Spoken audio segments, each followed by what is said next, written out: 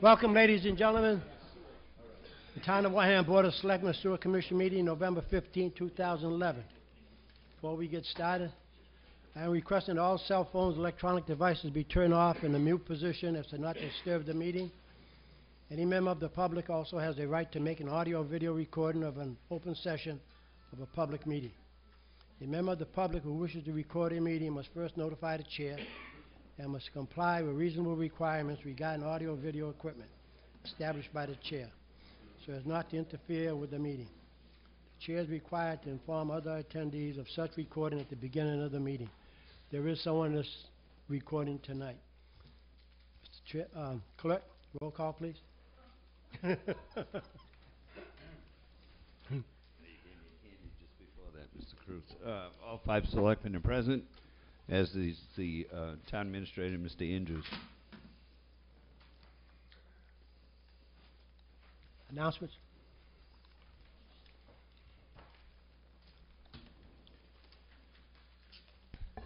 Okay. On the announcements. The first announcement is from Johann Wagner, and this is in regards to the beautiful tribute. I'll read briefly. First of all, I would like to commend the Director of Municipal Maintenance and his foreman for a wonderful job they had done in the Town Hall.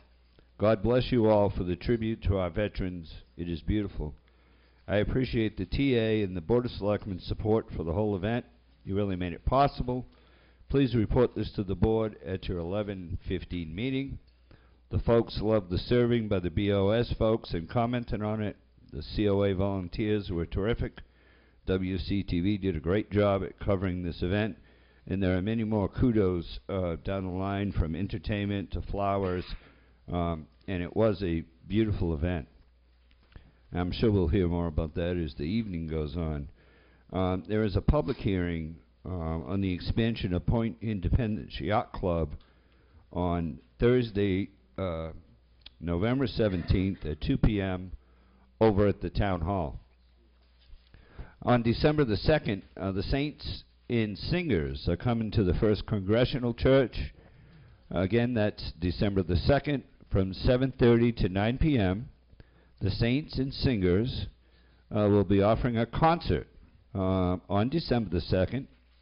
The public is encouraged to attend, and a free will offering will be accepted and light refreshments to follow. The American Red Cross is having a blood drive at the First Congressional Church on Gibbs Avenue in Wareham on November 23rd from 9 a.m. to 1:30 p.m. So it's 9 a.m. to 1:30, a Red Cross blood drive. The Wareham Historical Society will host a program on November 21st at 7 p.m.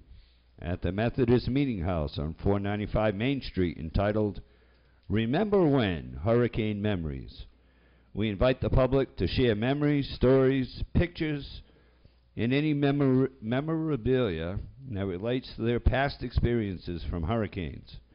The Historical Society will film the program as part of a Remember When series. It will be a night of testimony on how these storms have impacted your life and how you and your neighbors have witnessed loss and devastation in their wake. Admission is free for members. Non-members, it's $2. For more information, you can call 508-295-8578. And also, that's a good pitch for the Wareham Historical Society.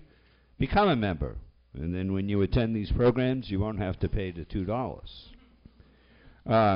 Sammy Morrison continues to send me an email on the comfort kits.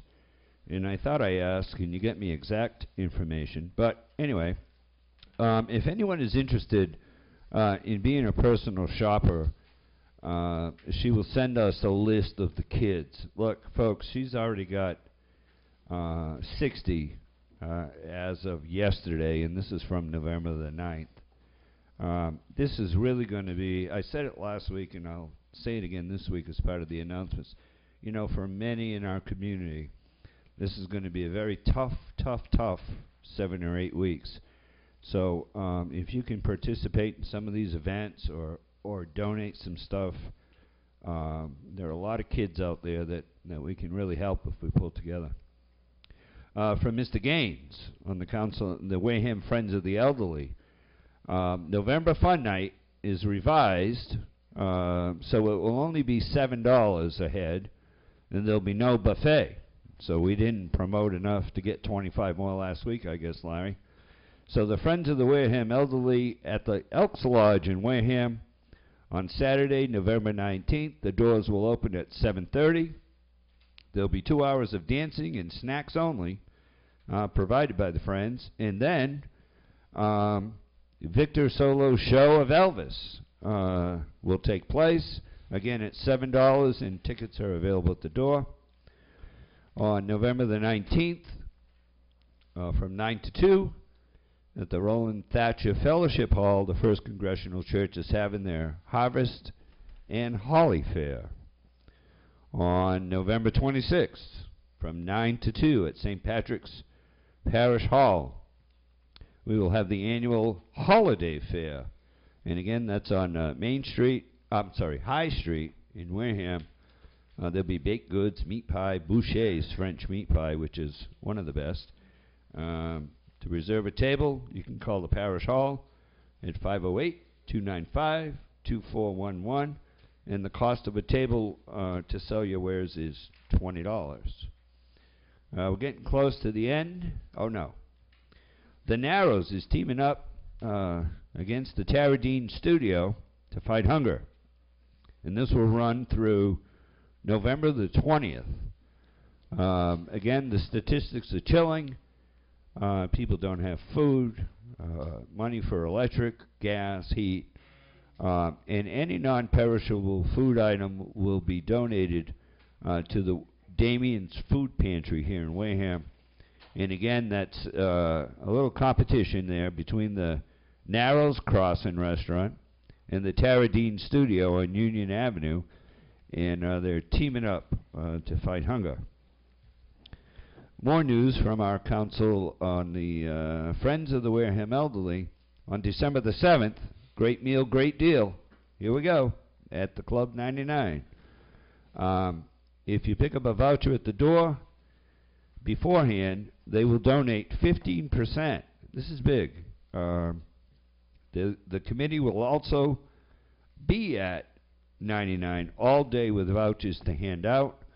They will have 2 door prizes, a 50-50 drawing, and 2 other drawings as well. Again, whatever you eat, drinks, takeout, gift cards, anything you purchase that evening at the Club 99, 15% of that will be donated to the Wareham, the Friends of the Wareham Elderly.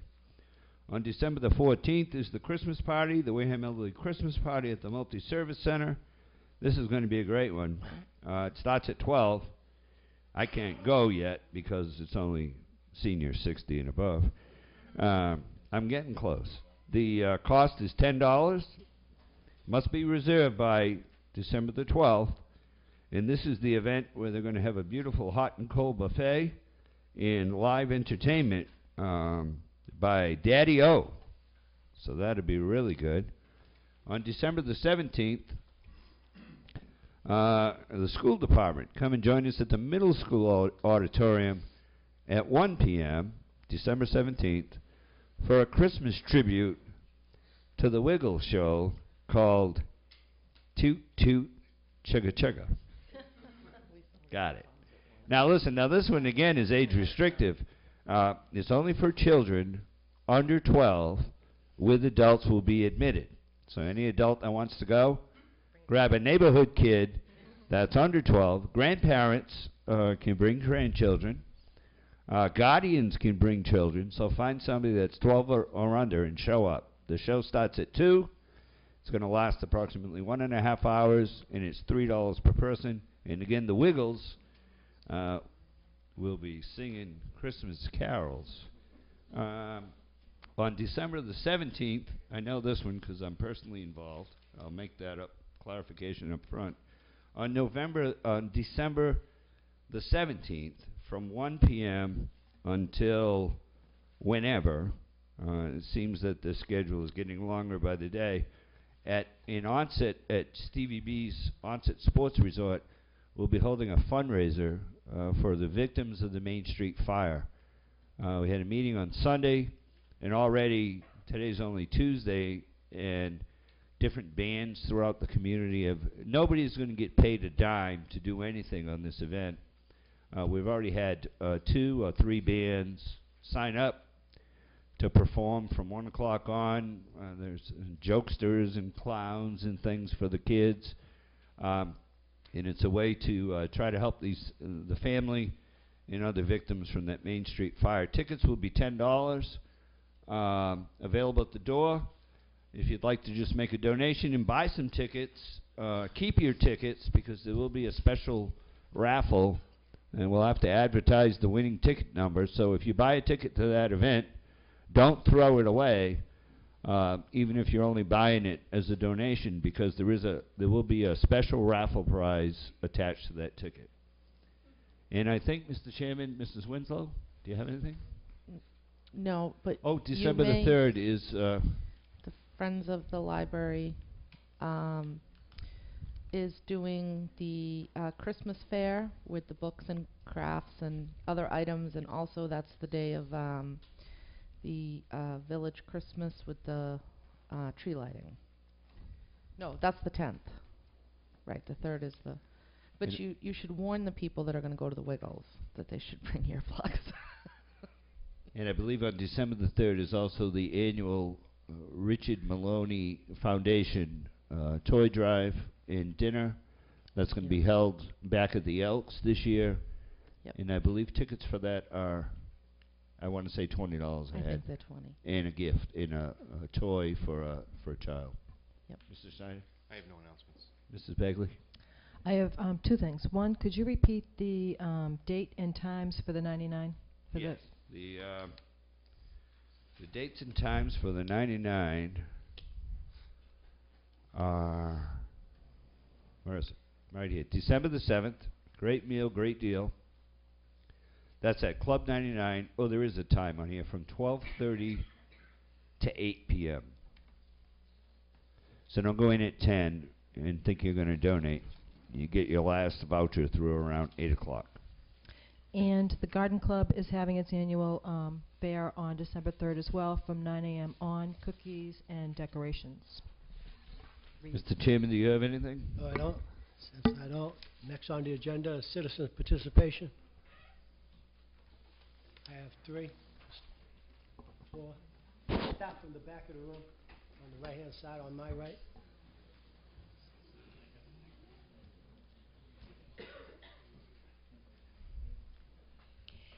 Thank you. Good evening. Sandy Slavin. Garden Club participated in the Veterans Parade, and we had a grand time. We passed out about 300 carnations along the route, so it was great seeing the people waving their carnations. But I really need to thank maintenance for what they've done to the town hall. Everybody should go up there and see what it looks like, to see plaques and plaques and plaques of everybody that came from Wareham that participated in all our wars. It is absolutely spectacular. And for me to see my family goes back to the Civil War and see their names up there really meant something to me. But thank you.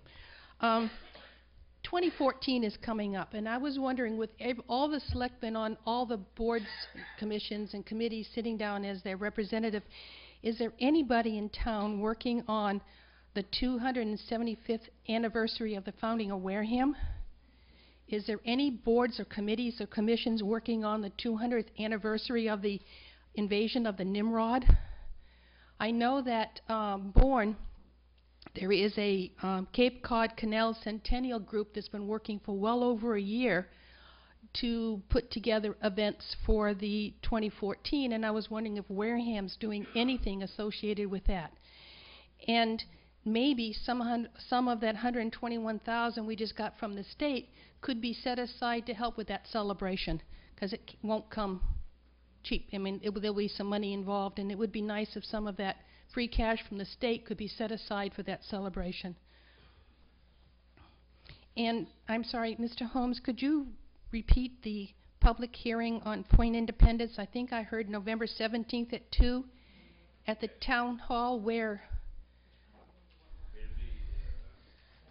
It's either cafeteria or the auditorium, one or the other. We didn't have the room. It'll be in town hall. This is in town hall. Yes, ma'am. You can check with Mr. Andrews, right, Mark? Okay. Perhaps we could put a sign on the door. It must be posted on the wall over there, right? Okay, because it's November 17th at 2, Point Independence expansion.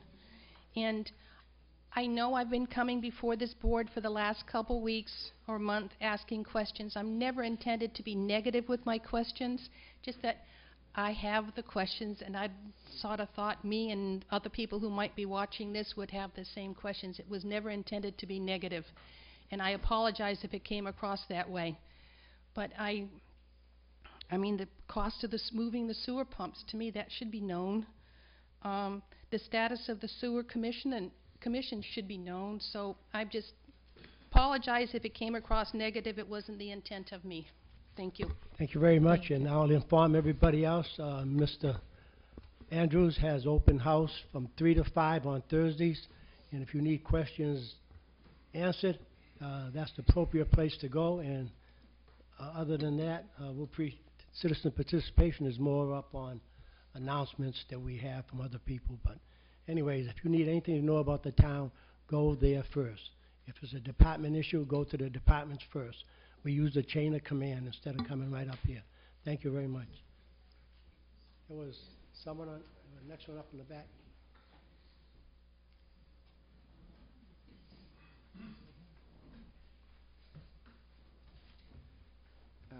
Dave Walton, District 3. I'm only here to make a couple of comments on a couple of issues. This is not a matter of questions to be answered right now or anything like that. Last week there were 3 people here talking about the upgrading of Route 6/28.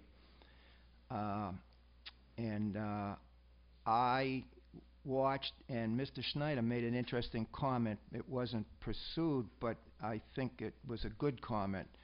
Speaking from experience, and I repeat, speaking from experience, the current plans will not work. They will not save lives.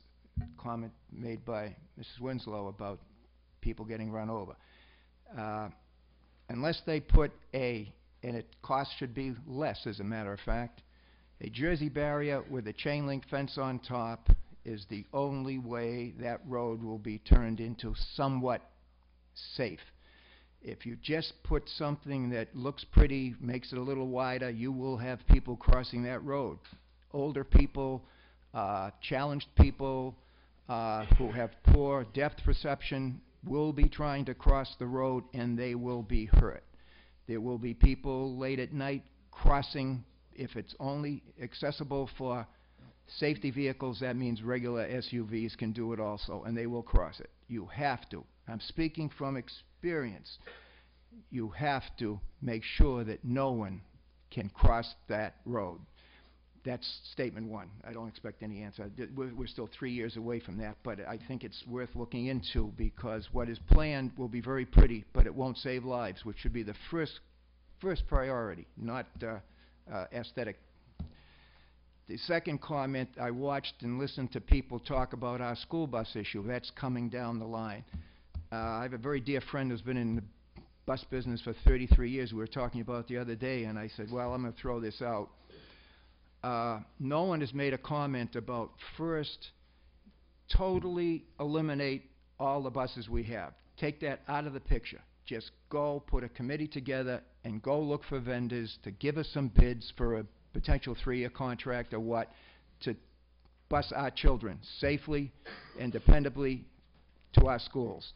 The current school buses that we lease, whatever, use up that lease, get rid of them. If we own them, sell them. There is a market out there in Mexico, Central America, South America. They buy school buses, no problems. Even the Appalachia and Central United States, there are people that will buy school buses, so that's not a problem. That should be taken out of the picture and talk about, let's get a bid out. And the final thing was just mentioned, and the only reason I just looked at it myself, on the article tonight, there's the sewer commissioner election. I don't know what that will entail this evening, but it's been 13 months since we passed that at town meeting, and I just hope that this is now going to be something that will take place this April in the election. Thank you for your time. I appreciate it. Thank you. Thank you very much. Anybody else on the right-hand side? Nope. I'm going to save you for last. You're another constant.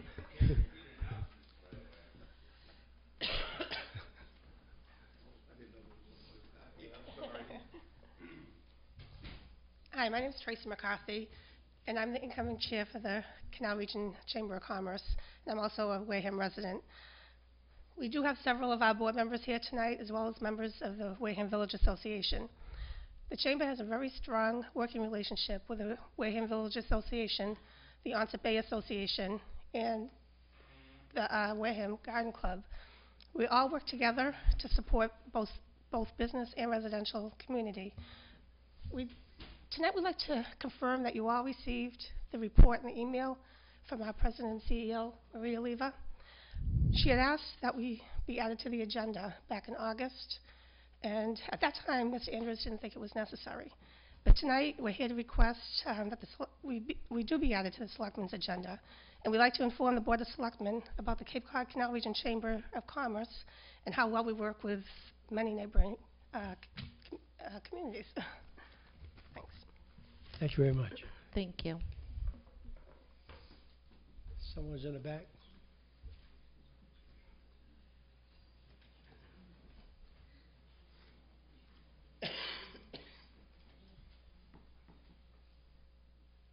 My name is Dinah Taylor Roderick. I reside at 118 Sandwich Road, next door to 116 Sandwich Road, or what used to be 116.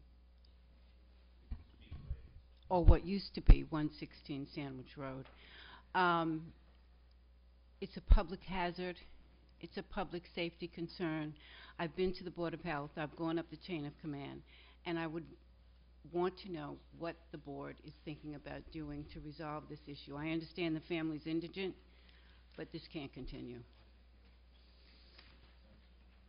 Okay, Mr. Andrews, you want to answer that?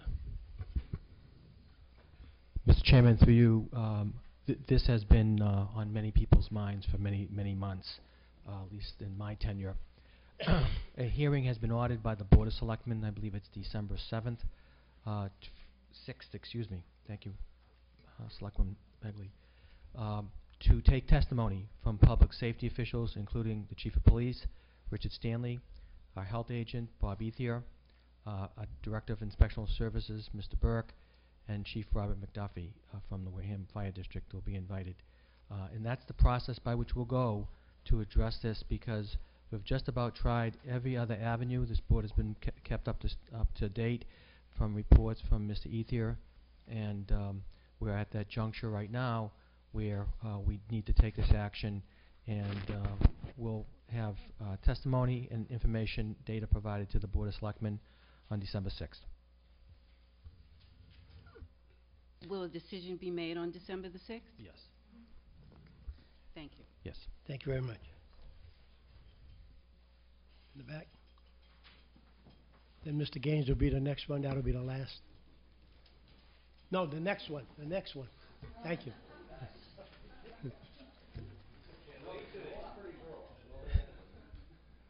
Hi, I'm Marianne Rodino. I also reside in Wareham, and I have a question.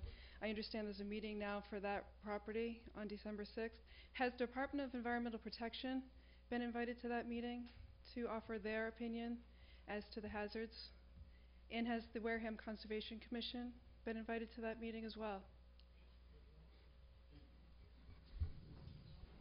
Mr. Chairman, through you, this is a local matter. We will involve, if we need to, state and federal agencies, but it's a local matter. A determination of the process being completed needs to take place. Has Certainly, the Conservation Commissioner been out to the site, sir? I believe he has a number of times. And as I've indicated, it's more it has leaned towards the health side of the equation because of the tremendous issues that date back, so that everybody's aware how long this has been going on, since the mid-1990s. So this board will be taking information and data from public safety officials locally that certainly will include all the town departments and once again mostly public safety officials on the 6th. They can make a determination at that time. We'll move the process forward to take an action. So as an individual, I could invite the Environmental Protection Agency myself? Because it is within 200 yards of a watershed, and it's on a buffer zone, and nothing has been done thus far in 10 months. Well, once again, if I could, Mr. Chairman, this goes back to the mid-1990s. This has been ongoing when the individual was in the house before it burnt down and action was being taken. I would just suggest that you work through my office or the Board of Selectmen's office. Mr. Thank you, Chair. Chairman. Thank you. Mr. Chair.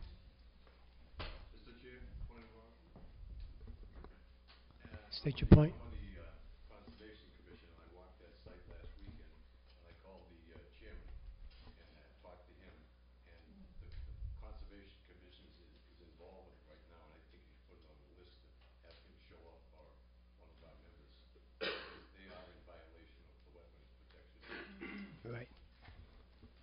Mr. Gaines? Thank you.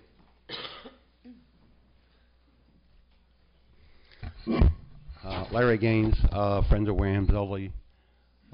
Through you, Mr. Chairman, and Board of Selectmen and women. Steve, last week you mentioned something about these people who had fires and how they were looking for help. 508. I mean, I got all my people ready to at least try to do what we can for the elderly of that. We used to deliver Meals on Wheels there, so we know there are qualified people there that we can help, you know. 508-295-7595. 7595. You won't get me. Just leave it on the answering service, because I'll be up in Plymouth, unfortunately. No, that's fine. We can get them some immediate, help with some small amounts of cash for necessities or things that they may need to just to get them through to your big, your big fundraiser. Just to refine something, the Toot Chugga Chugga show. The school advised me it's better to take 9 years old and down. So I have to correct that. I had originally said 12, and I didn't hear your comment. Earplugs for the adults. Oh, okay. It's an probably active more 5 and under, actually. We felt, as Friends of Wareham's elderly, that we should start doing some intergenerational events once a year. This year we picked the younger children. Next year we're going to go for the older and the high schools, and the schools have agreed to do this with us. So this is meant to get grandparents and parents and custodians of various children, and the price is very reasonable for $3, to have a good hour and a half of fun with their children. So please give it some serious consideration with your grandchildren, especially grandparents. If I had my grandchildren here, I'd fill the seats up. The other thing on the Dining for a Cause, it's from 12:30 start to 8 o'clock in the evening, any time during the day.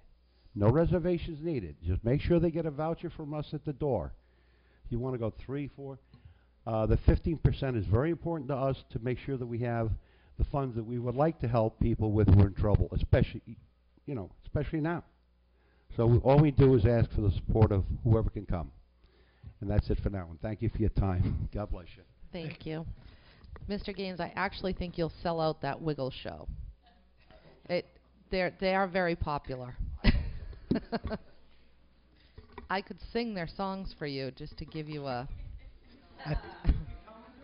No, I did it once. I think citizens' participation is over. Thank you. Let's move on. Discussion of Westfield, I think we already had.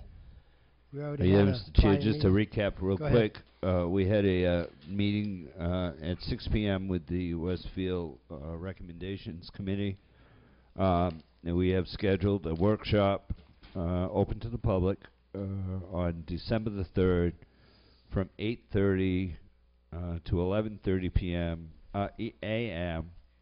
right here in this room, where we will be inviting in both committees, the chairman of the Board of Selectmen and the Westfield Study Review Committee. We'll be putting out invitations to developers and experts in this area just to try to review what we've asked for and maybe give us some ideas. The deadline did close this past week, and we got 0 responses on the last RFP that we sent out. So without going into a lot of detail, I think the general feeling is, hey, let's get some experts in, people from both committees and developers, and let's have a discussion about what we're asking for. Does that pretty much cover it? Board? Thank you. Gateway Chamber of Commerce.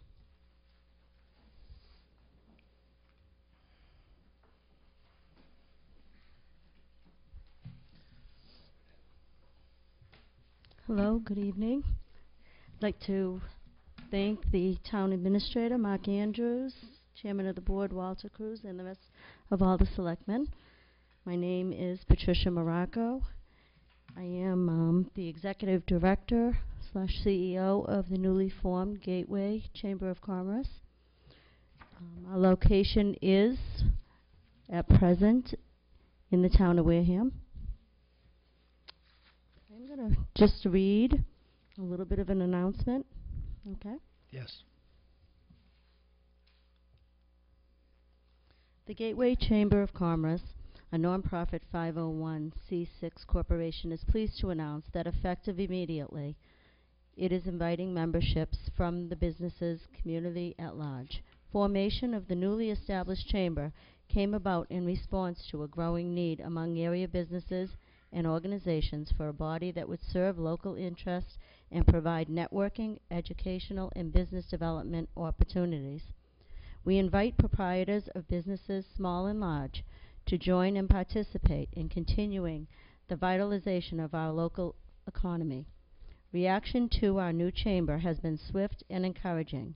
We receive several inquiries a day from proprietors as well as nonprofit organizations eager to join. Chamber members will be able to participate in business expos, workshops, and job fairs, as well as government affairs, meetings where local and state officials will discuss topics of vital local interest. Members can receive a wide range of help available to them from the Chamber's Business Assistance Center. To help the local economy, the Chamber is planning a number of charitable fundraising events over the next several weeks, including what hopes to be and become an annual event called the Festival of Trees. This year, it is being held in conjunction with the Wareham Village Association's Christmas Parade on December 10th, following the parade, which ends up at Town Hall in Wareham. Hot chocolate, refreshments will be served, and the public will be invited to bid on a variety of decorated Christmas trees donated by local merchants and chamber members. Proceeds will benefit local charities for families in need. If you want more information about the Gateway Chamber of Commerce, please log on to www.gatewaychamberofcommerce.com or call 508-273-7050. Thank you. Thank you very much. Do you have anything? I think there's 2 other people at the table. Oh. Okay. Thank you very much. Thank you.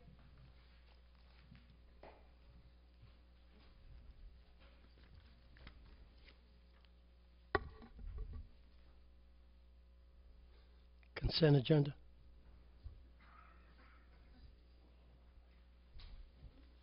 Mr. Chair, Yes, do we get to ask questions? if you'd like to. Well, I'm very curious about this new venture. Emmett. You want to come on up?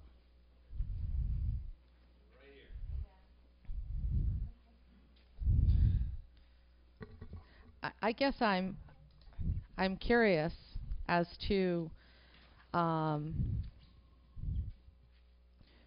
what the driving force is and who the founders of this organization are. I mean, Wareham has been very fortunate over the last couple decades to be part of the Cape Cod Canal Regional Chamber of Commerce, who's done an awful lot, not just for the local businesses, but for the community at large. In a time when cities and towns and every other entity is looking to regionalize, we're looking to create something small and inclusive. And I guess I was kind of shocked to see this. I don't. Emmett, do you want to comment? Emmett, Bernie? Go ahead.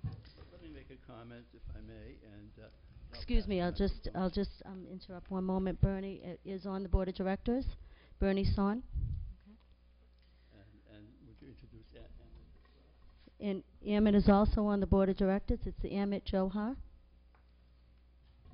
Thank you. To answer your question, as I recall, you said what was the driving force behind it, and in a very simple term, the driving force is the merchants, some of the merchants in Wareham. Quite a few, as a matter of fact. We can all agree that the purpose of a chamber is to serve the needs of its membership. And I'm sure that the Canal Region does exactly that, serves the needs of its membership, and they're doing a fine job for it. However, we can also agree that not all the businesses want to be members of the Canal Region. In fact, the driving force that we've been getting over the last perhaps 3 years is some people want to have a very small parochial kind of group. It's just like if you were going to have a family get-together, I don't think you'd feel comfortable if we invited the whole neighborhood. So that was a driving force, and we're just simply responding to the needs of people that want it. To make it very clear also, we're not soliciting members that are members of the other chambers. It's certainly open to their choice. And that's why we formed the chamber, to meet the needs of our local merchants who asked for it. Thank you. Mr. Begley? Hi. So what I'm just assuming that this is an announcement, just to this board doesn't have any purview over saying yes or no on whether or not something like this goes forward. But my question is this: have you been approached by any towns that are not wouldn't consider themselves as the Canal Chamber of Commerce businesses? Have there been any other more inland type towns that have expressed interest in the Gateway Chamber of Commerce? I will say that I have heard from Marion and Rochester, some that were not members of the Canal Chamber. They were actually members in New Bedford and have not been members in New Bedford for the past year or two. Those are what I have not actually met one member so far that wants to come on with us that is a member of the Canal Chamber. That's, you know. So it certainly, I mean, this shouldn't be any kind of competition in my view. I think that people certainly can have dual memberships, or there can be cooperative efforts made. I'm finding that a lot of banks, realtors, and so forth belong to 3, 4, and there's a few that even belong to 5 chambers. Different chambers. They want the business, and they'll go to any extent to get it. That's what I'm hearing from banks, realtors, and a few other larger businesses. They belong to several. My past experience being in business, I belong myself to 2 different chambers at one time. So it's not uncommon, no. And there is plenty of business out there. So this chamber kind of came about to have Wareham as be the primary focus, and the businesses in Wareham, but it also would serve to have collaborative efforts with other chambers, other towns, and other regions. So it's not something that you're looking to be exclusive. It's just something that would be more concentrated in the town of Wareham, but you definitely would seek to have collaborative And efforts. to enhance the networking. Mhm. Enhance networking and to help the economy with other chambers, that's fine. We're open to all the communities surrounding. And it's only going to make all of us stronger and make the economy here thrive a little bit easier, I feel. Great. Thank you very much. Thank you. Mr. Holmes? Yeah, thank you, Mr. Chairman. Listen, hey, free enterprise is in the air. I have received concerns from local businesses, and I share their concerns. Many of them in this town, quite frankly, have relied on the Canal Chamber for many years when we needed something. Listen, businesses are free to join whatever chamber they want. I'm a pretty much a free enterprise kind of guy, so I wish you good luck on your chamber. But people are concerned. I can tell you, I for one share that concern, obviously, with a new startup, that we don't fragment our business community, because I see that already happening in the first week.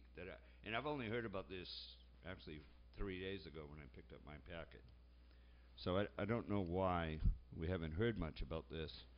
But I did want to ask, because you list people here as the officers, and you really should take this moment while Are you're you on speaking TV about the articles? to, sorry? What are you speaking? You said I list people? Yeah, the officers of the corporation that you've formed while you're on TV. I'll give you that opportunity on my time to say who these people are, what businesses they represent, and do a little advertisement. You have Amit, right? Amit. Tell us who the president is, where he's from, what business he represents. Okay, and we are willing, Steve, to do that at any time if we make a opportunity. Right form. now, it's free advertisement. Okay. Right now. We are willing to do that at another time. Oh. Unless, Bernie, you want to entertain that at this moment? This is strictly an announcement. I believe that the filing with the state is right in front of you if you do have it, and anyone is welcome to go online and read that themselves. Okay. Okay? That's fine. I mean, that's public, it's public information. The chambers are all public information. And we'll be more than willing. We formed at the end of October. It does state that there. And any other information, I'm sure that it's available to the public at any time. Okay? Mr. Snyder? Just one question. Is there between the Gateway Chamber and, say, New Bedford, are there other Chamber of Commerces? I know that as someone whose family owns a business in Wareham, I've had trouble going in that direction in particular. So this is kind of exciting for me to see a Chamber of Commerce where maybe it will be on this side of the bridge, kind of branching out in opposite directions, while I appreciate the work of the Canal Chamber also. So can you tell me, do you have any information on that? Because I know that I certainly haven't. I can't speak specifically, but I have heard about Middleborough, Carver, in that area, there being another chamber. It's probably much smaller. New Bedford, Fairhaven has something. Mattapoisett goes to New Bedford a lot, is what I'm hearing, but not as much so. Marion, maybe in Rochester. So this was a group of businesses who, for a very long time, and what I'm hearing, up to 2.5 to 3 years now, have been trying to do this. So it's been a long time coming. This isn't something that just happened immediately. I think it's a great idea for local businesses, and I certainly look forward to hearing more from you folks. Okay, thank I you. want to thank you very much for stepping forward and doing what you're doing now, because like Mr. Holmes said, this is free enterprise. So it's just like saying we already have a restaurant, don't open another one. So go for it, and whatever we can do to enhance Wareham, it's a plus on our side. And I know that you can work together with the other chamber. Thank you very much. Thank you.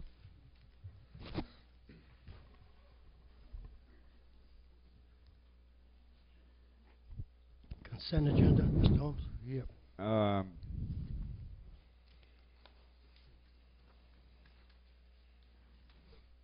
This was put off from last week. I thought this was,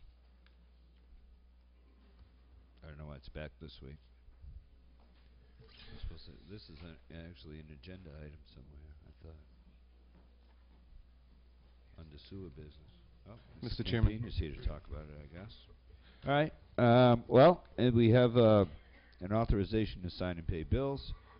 I would make a motion to get the discussion underway. And we pay invoice number 1 for the sum of $24,964.03 on the contract 3. Second. Motion made, motion second.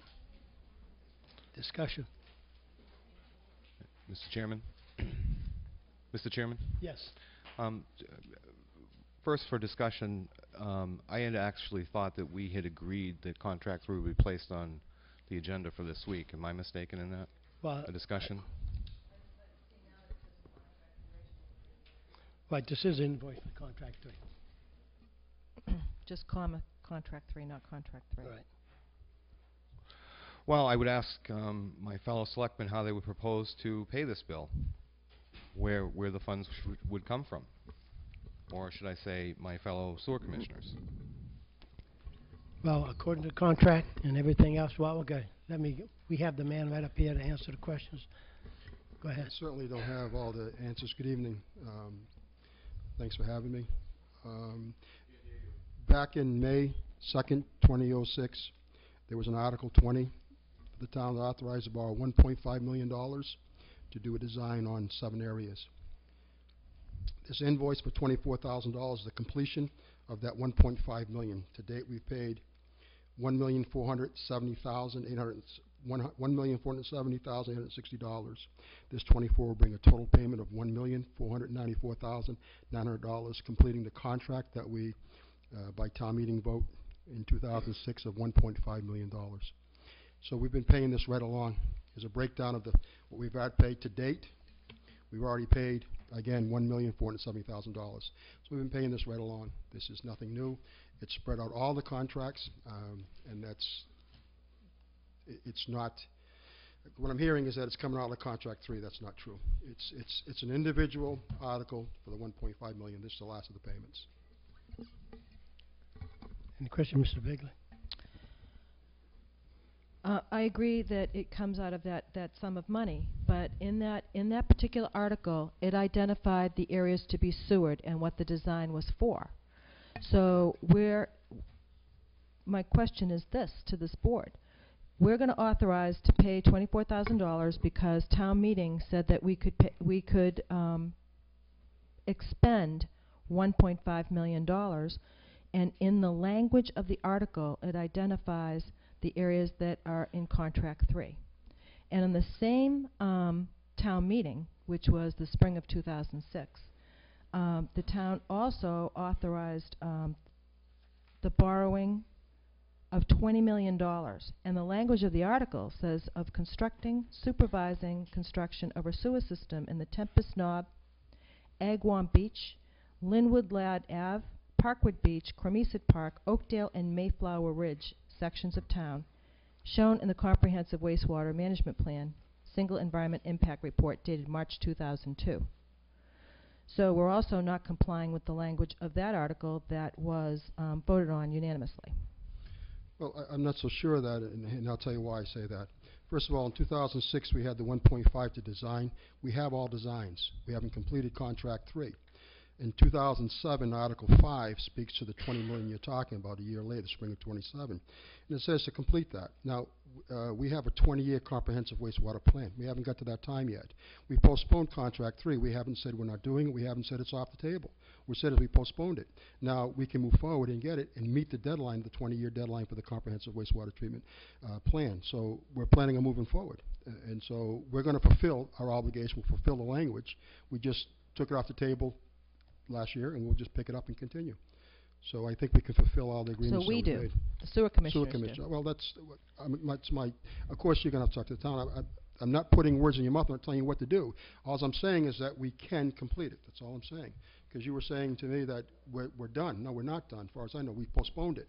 I don't remember any language that said it's off the table. That's, you know, it's still on the table, to my understanding. Any other questions from the board? Mr. Chairman, I don't think that I'm clear on where these funds have been coming from. I guess that's my question. Where's From the the 20 million. 1.5 It's been million? coming from the 20 million we borrowed in 2007. It's come from that $20 million to do all these things. And well, that's not true. Let me go back. In 2006, we borrowed $1.5 million for all the designs. We've got all the designs. They've been doing the designs. Right, all the designs are complete, including Mayflower, including Agawam. We have the design. So this $24,000 is the last payment for that 1.5. That's all it is. So this appropriation of 1.5, we've obviously borrowed the money from the WPC, I think it is, or whatever it is, the program the state has. We've borrowed the money. So we're just making this is the last payment to CDM for their work of designing all the sewer projects. I'm not clear on this, Mr. Chairman. Okay, I don't know if I can make it any clearer than what he did. In other words, in the beginning, I know you're in construction also. They got 1.5 for the design of the whole project. So this money here is for the design of the project, part of the design of the project. So this is going against that 1.5 that we have. Mr. Chairman, with all due respect, how has this been paid for? How has the design been paid for? What we borrowed the money. How are we paying the money back? All money for Water Pollution Control Center is paid out of their fund. The capital side of the budget is paying this. I looked at through July 1st, 2010, the outstanding betterments, and I don't see the 1.5 listed. I see a lot of betterment projects not bettered. The question, to get more specific to your question, would be something John Foster could answer as to exactly where that is. But all I can tell you is that the town meeting authorized 1.5. So obviously the money has been borrowed because we've been paying them right along. We've been paying them since they started the design. So they've been getting, and the contract calls for incremental payments. We've been doing that right along. So the money had to have been borrowed, and it must be part of Tom Casey can explain that because he puts it together. So my point is, it's through the money we borrowed through the state. It's just been paid right along. Mr. Chairman, I'd like to have all the answers before I vote on this. I'd like to have Mr. Foster come in. I'd like to have him go through the betterments again. I'd like to know if this is coming from the betterments, if it's coming from the sewer user fee. I'd like to know exactly how we're paying for this. Mrs. Winslow. Mr. Chair, thank you.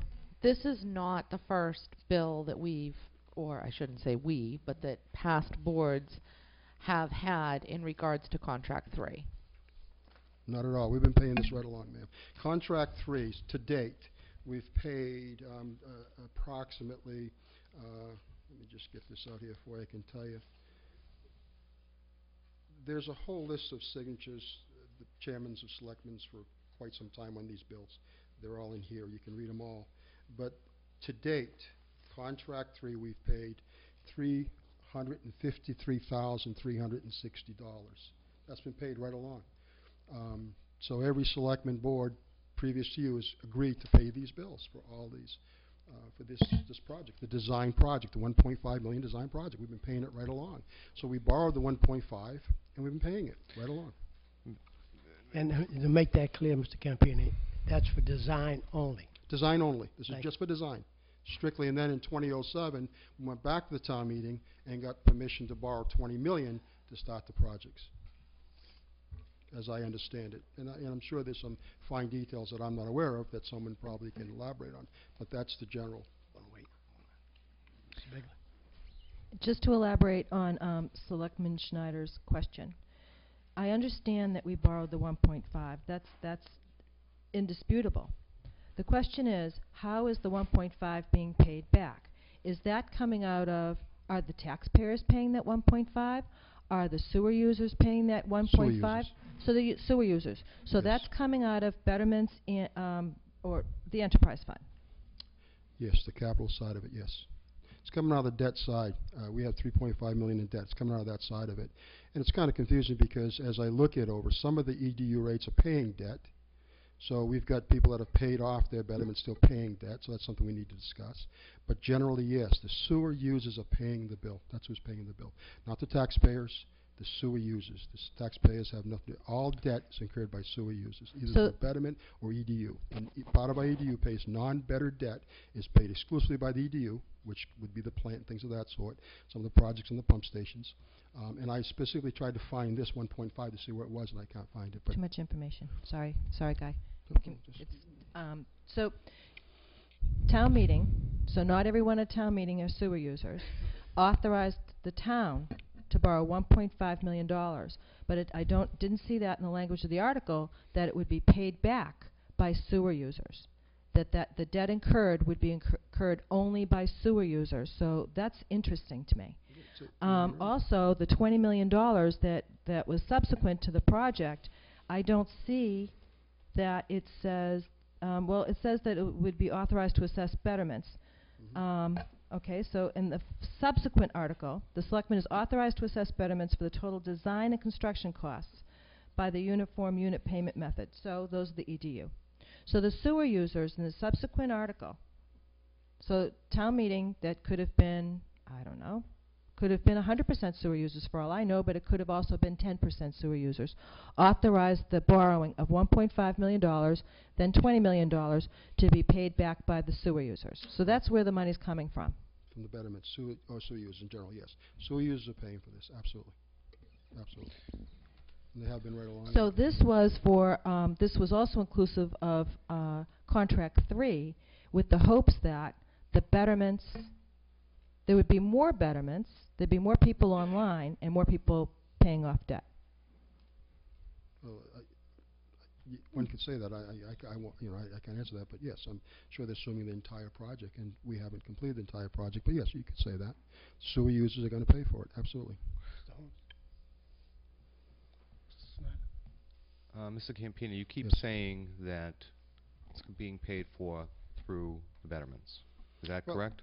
Well, let me be more Or specific. generally speaking, Generally, betterments and EDUs, so sewer users. Sewer users pay betterments, they pay let me EDUs. just, I don't mean to cut you off. Yeah, no but, problem. But this is part of my problem. Yeah. Is it one or is it both? You're asking about the 1.5.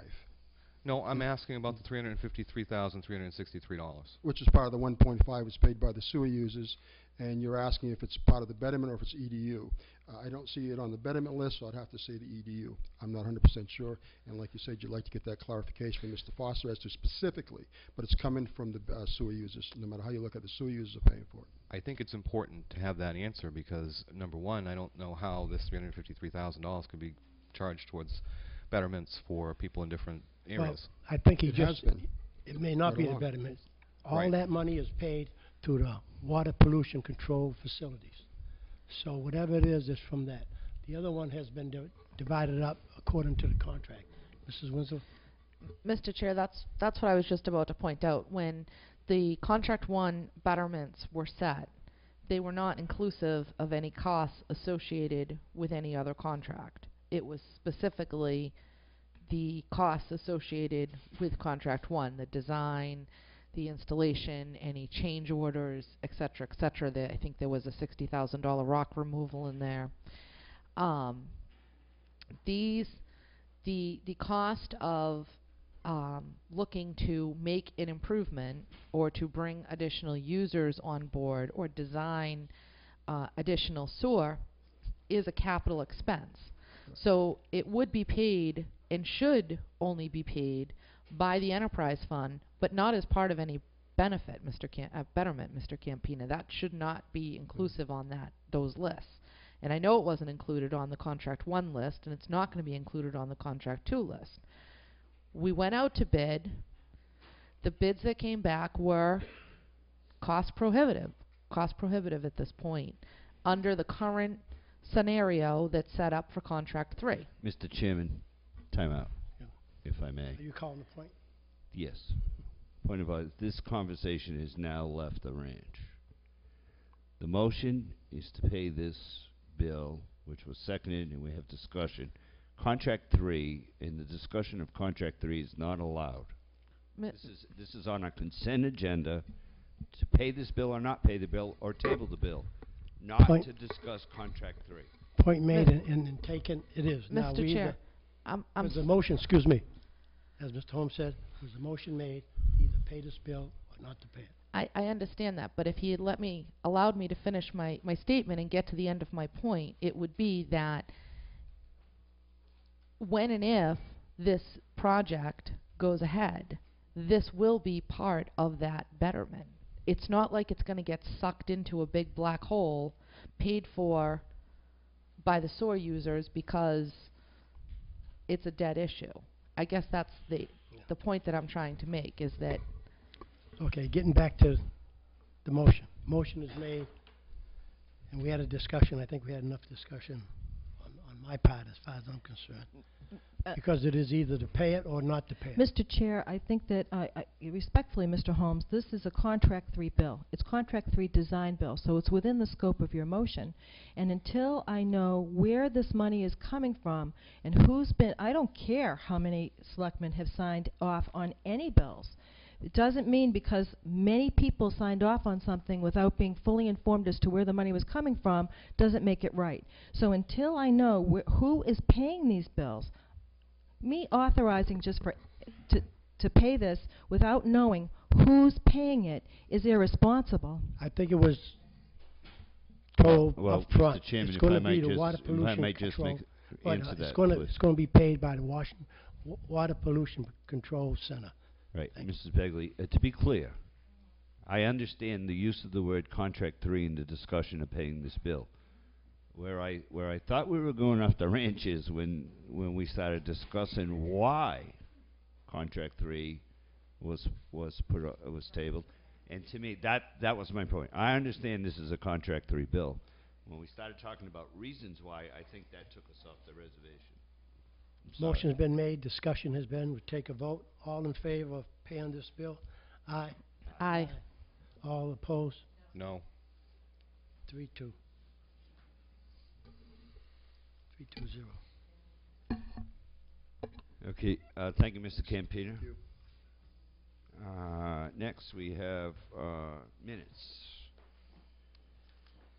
from. Oh, I'm sorry, no legal bills tonight. Next is the approval of July 12th, 2011.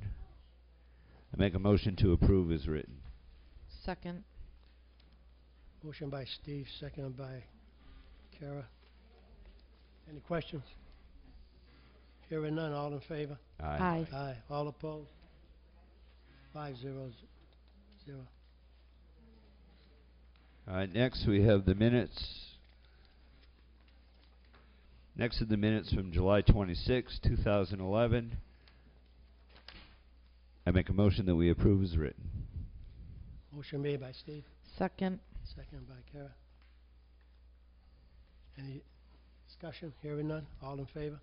Aye. Aye. All opposed? 5-0-0. Next, we have the minutes. Yes, I make a motion that we approve the minutes from October 25th, 2011 as written. Second. Motion made by Steve, seconded by Kara. Any questions? If none, all in favor? Aye. All opposed? 5-0-0.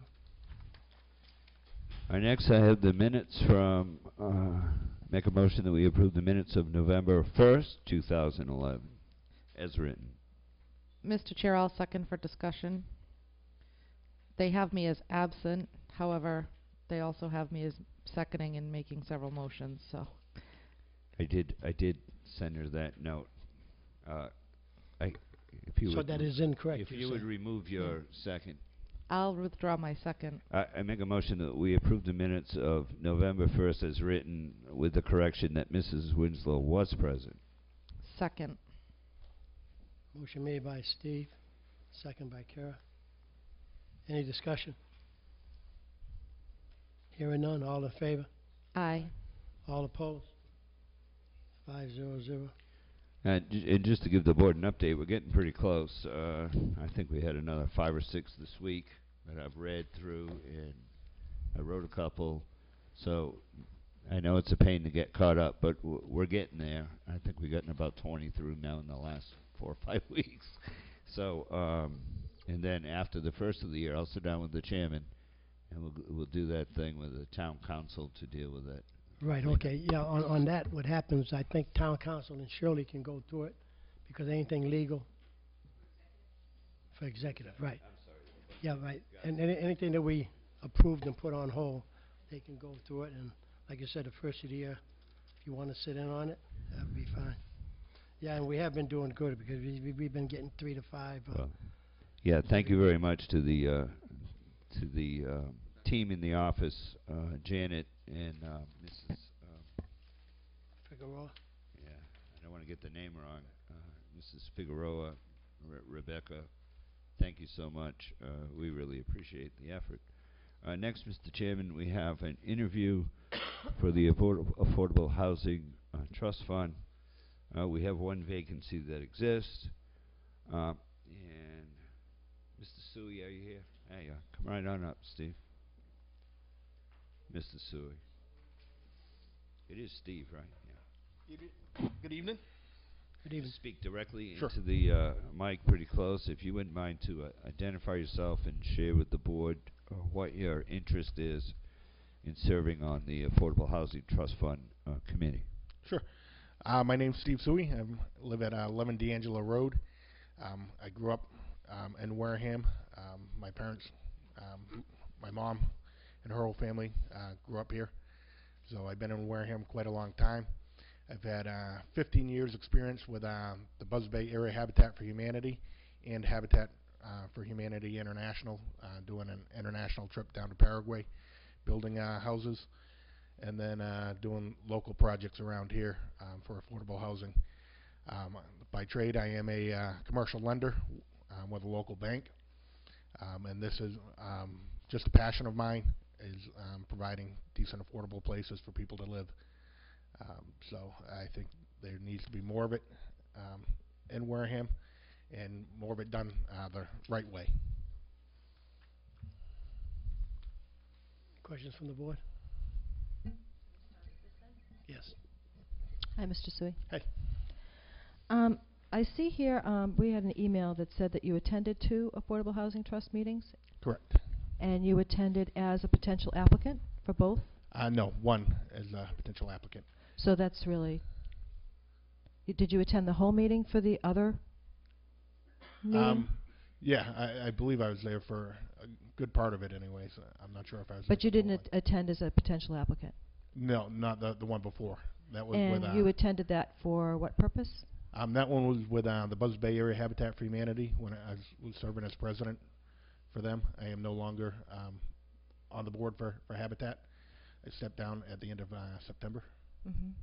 So my other question is this. I noticed that you didn't attach any kind of disclosure with your application. And you kind of have represented yourself as an agent with someone that is involved with potential litigation with the town? No. That was a separate issue. I was representing the Buzzards Bay Area Habitat for Humanity, trying to get the deed restrictions on 2 other properties corrected, as well as that one. He is totally separate. The only relationship for that transaction was he bought that house at auction from the Buzzards Bay Area Habitat for Humanity.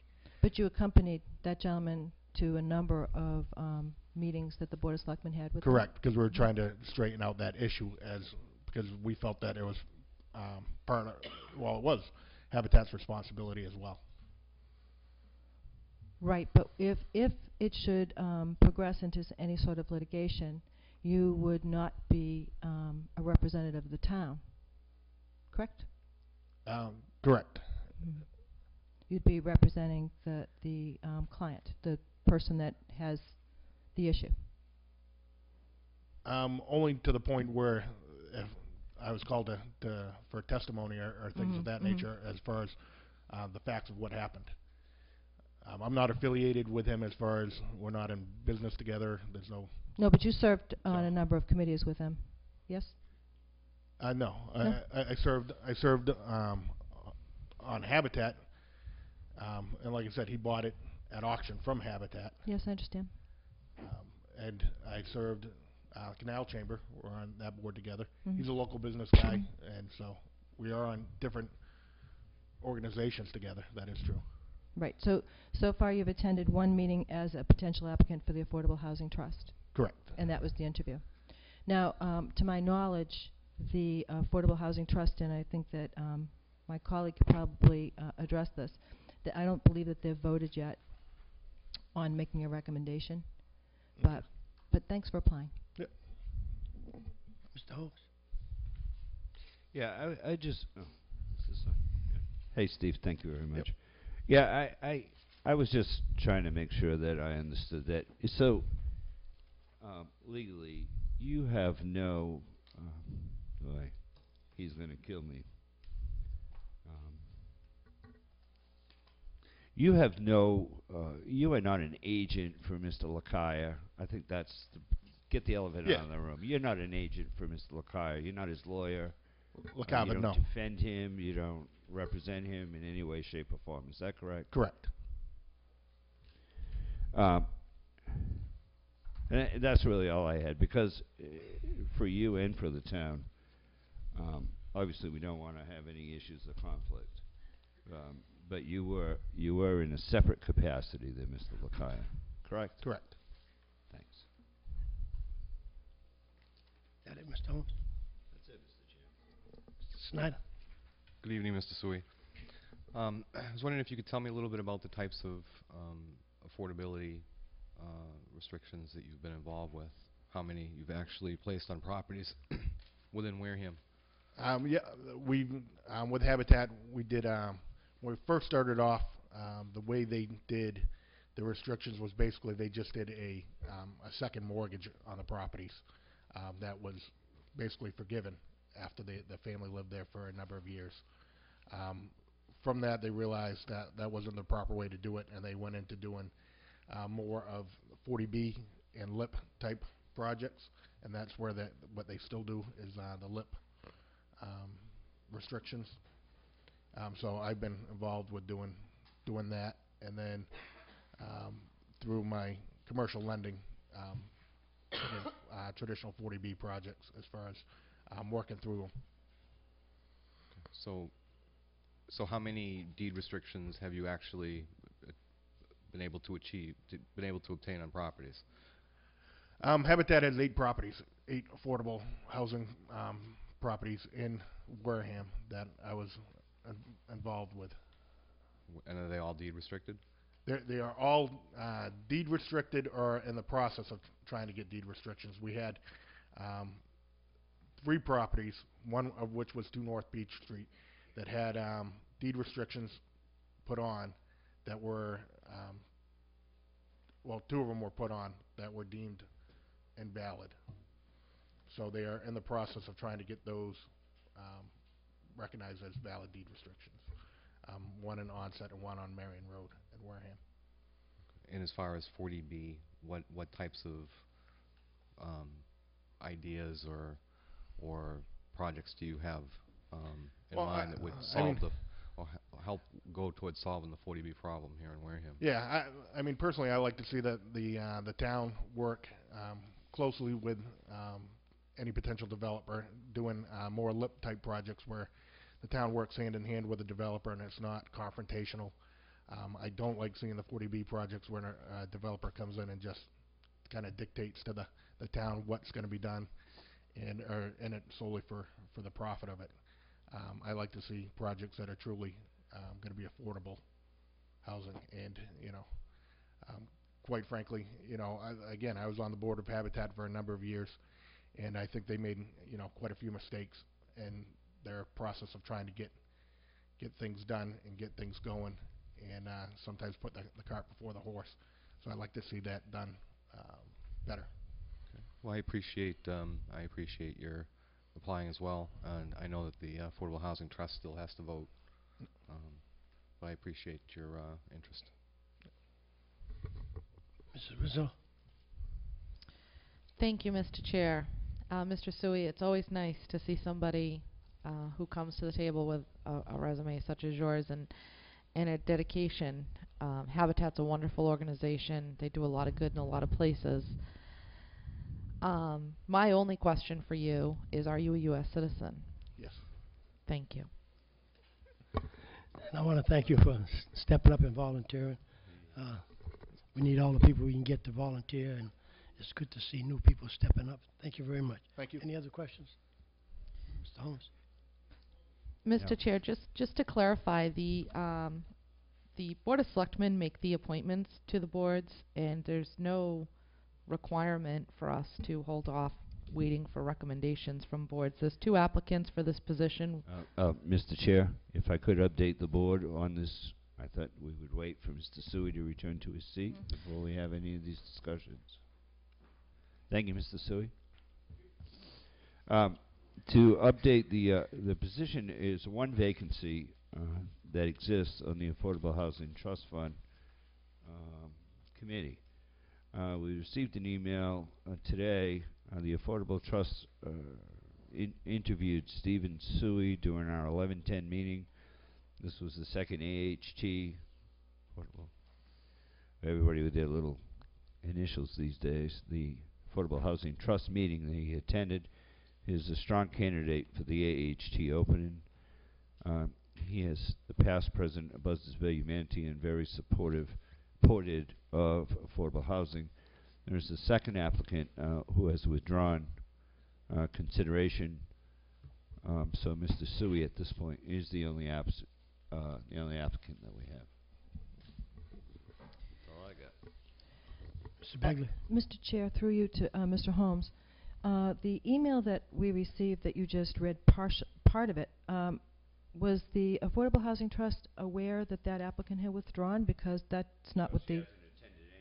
Right, but that's not what this says. It says there's another applicant, Liz McDonald. She's not. I called her to confirm today just to see what was going on here. She hasn't been to any meetings. They did invite her to an interview and she didn't go. That was a couple months ago. So has Mrs. McDonald said, has she conveyed that she's withdrawn? Yes, ma'am. Mm-hmm. I just sent a note to confirm because her application is probably 3 or 4 months old. Well, maybe she didn't go to your... I'm not going to have a discussion with the public. I'll tell you. Maybe she... I don't know if she went to that committee, but before this went any further, I gave a courtesy shout to see what the applicant's intentions were, and she's not interested in this position. Okay, we do have someone on there, and this is the time of the month that we usually appoint. Is there a motion?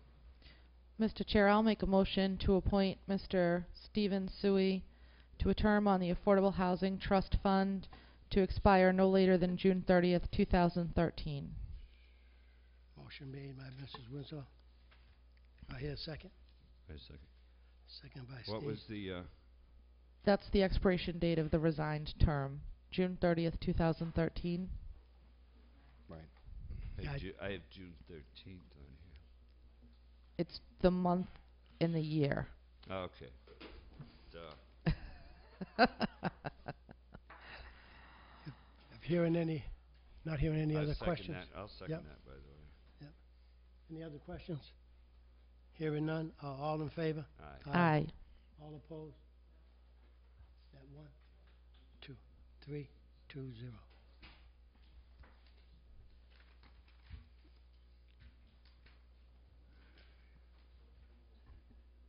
Okay, next up I got a note here from... Oh, wait a minute.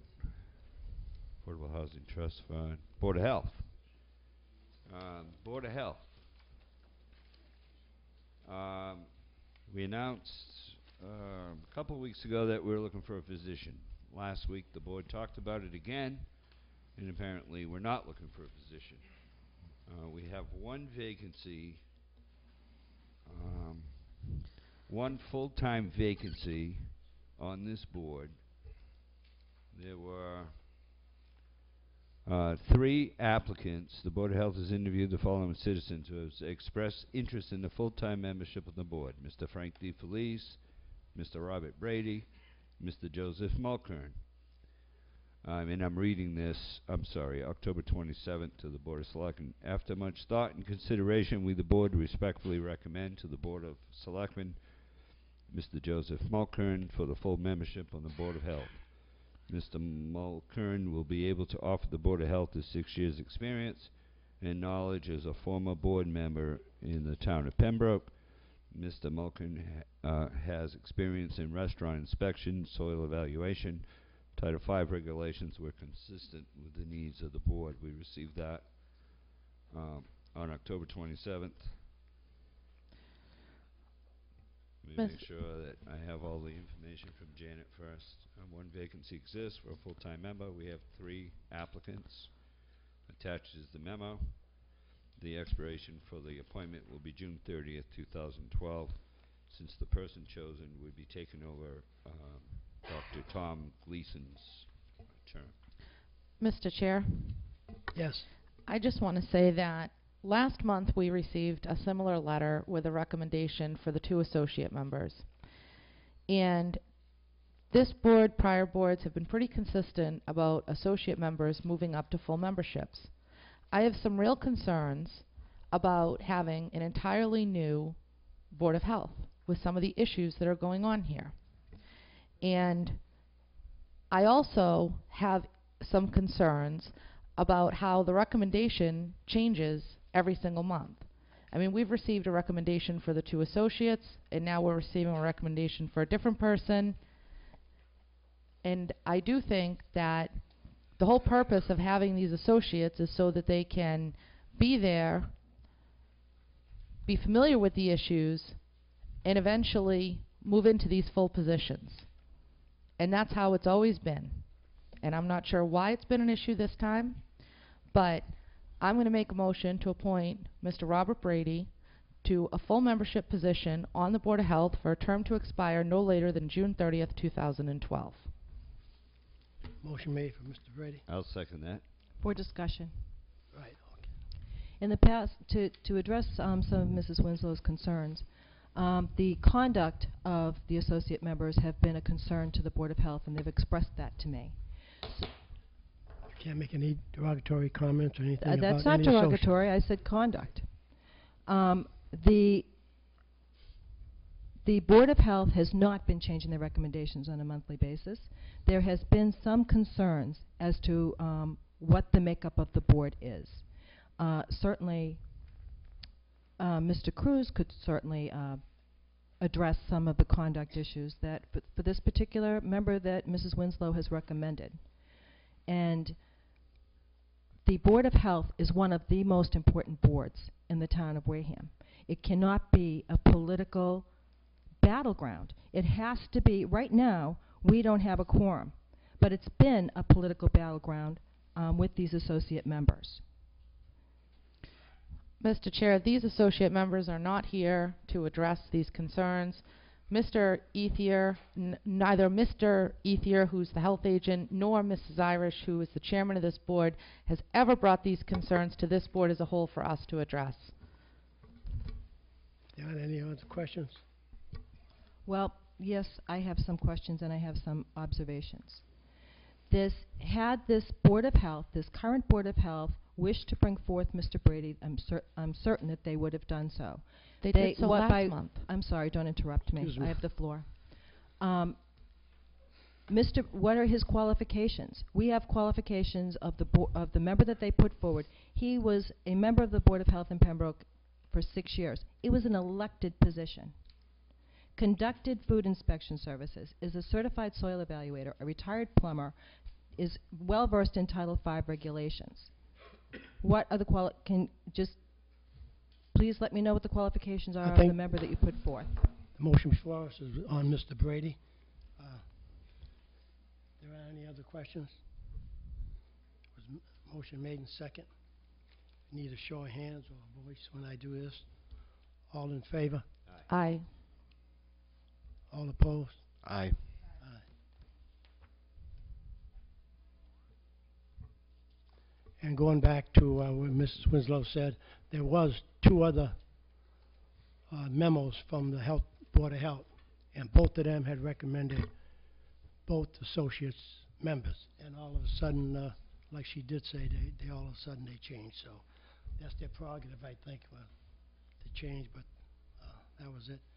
Okay, that one's, Mr. Brady's out.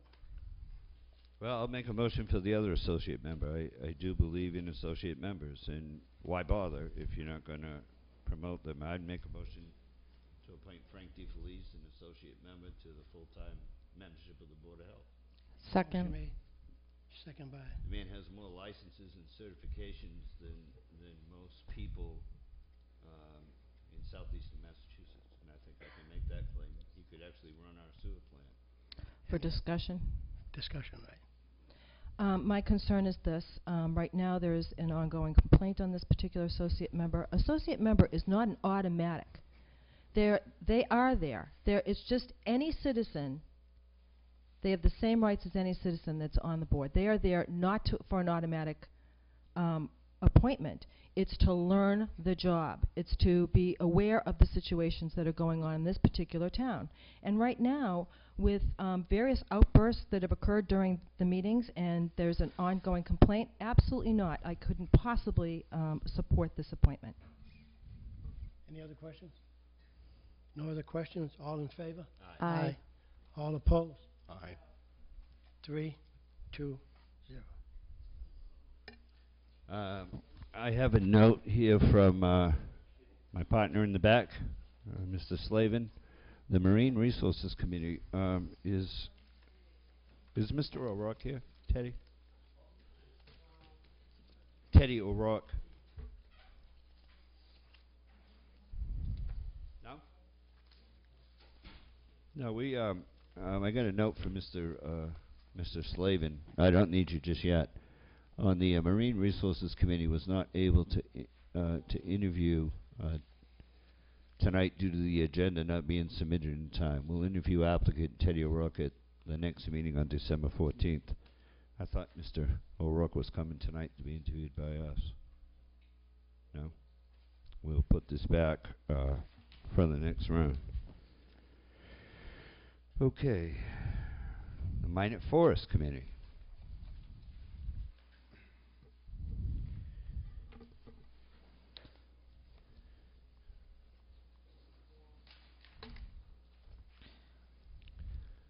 Darrellin? Duquette? Mr. Chair, I had a question on this application. Which one are you?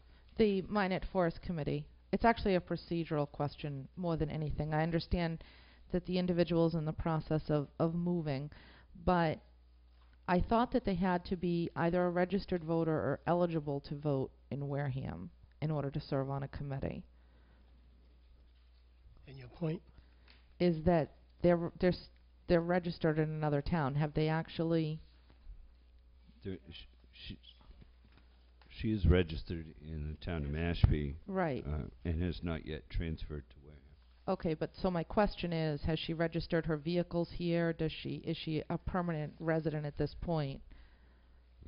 I mean, it says that she's transferring. She's in the process of transferring. So can we hold this application off a month too? Because I don't think we can do that. That we can.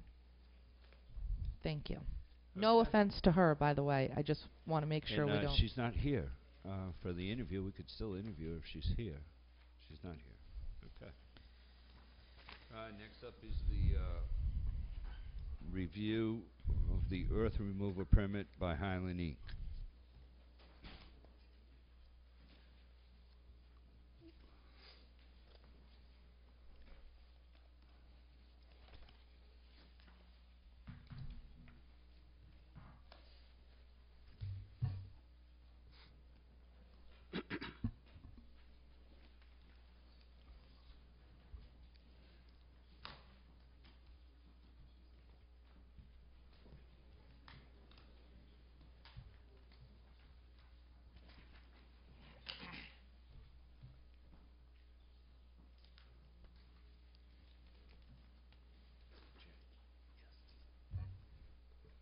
You want to introduce yourself and proceed? Thank you. Good evening. For the record, John Churchill, JC Engineering, representing Highland Inc. Leonard Bello, attorney in Wareham, Mass. Mr. Graziano.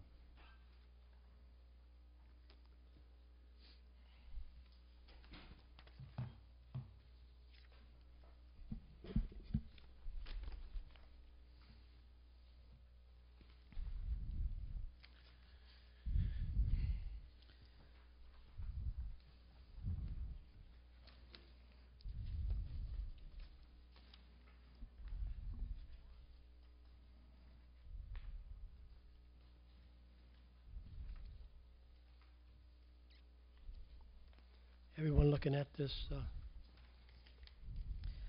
procedure before us. And do I hear a motion? Questions? I have a question, Mr. Chair. Yes. When this was an upcoming agenda item, I had requested the monthly reports and the quarterly reports from the office, and they said that they didn't have any. So I just wonder where those are. Mr. Church? We actually, when we were advised to come in for the hearing this evening, we were asked for those monthly reports. Graziano's kept the records. They have not been submitted to the town. I have them here. I can, if I may, come forward and submit those now. Were those submitted on a monthly basis? No, they were not. Isn't that a condition of the permit? It's not a condition of the permit. However, the bylaws, if I may, Mr. Chairman, I guess give some history on the project. Yes, go ahead. The permit that's currently in place was approved in 2009.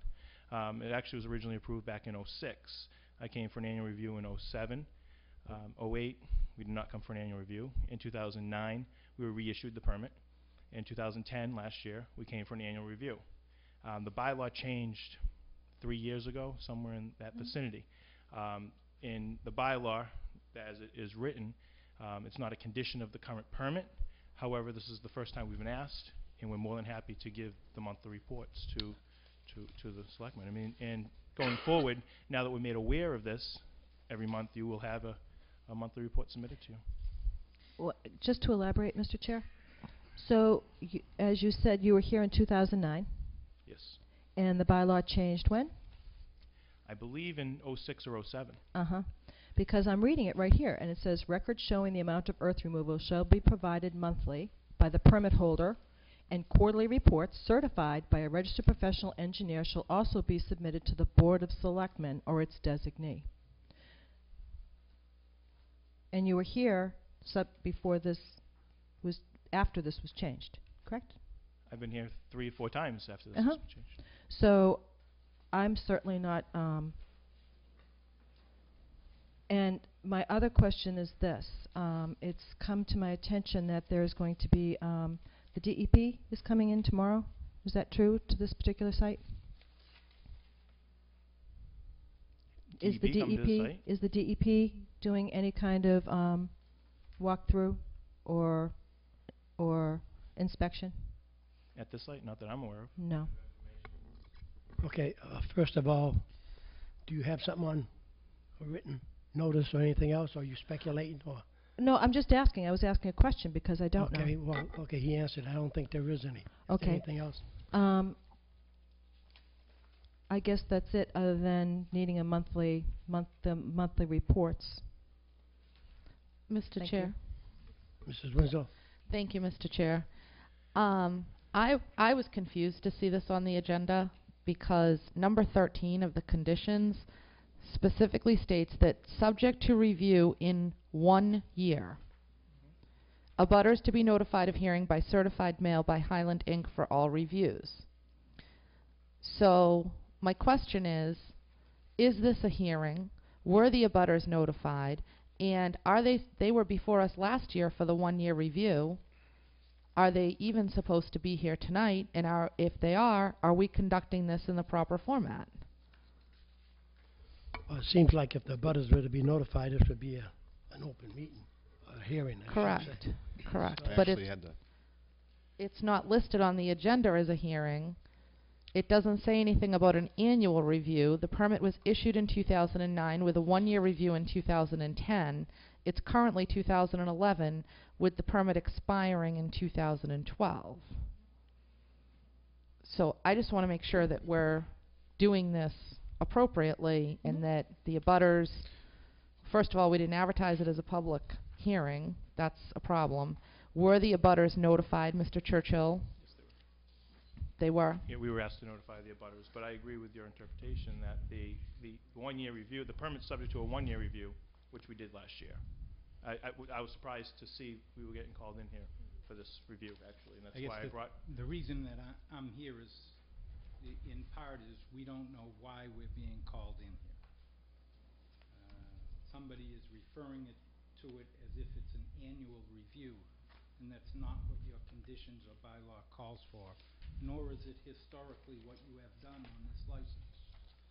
The license was issued in 2006, and at that time I was present and represented the Grazianos. So when you were here in 2010, what month was it in? It was around June, I believe, in 2010. So then it Actually, should have been June of this year, Mm-hmm. June No. 16th. So what I need to know is, how did it get on the agenda?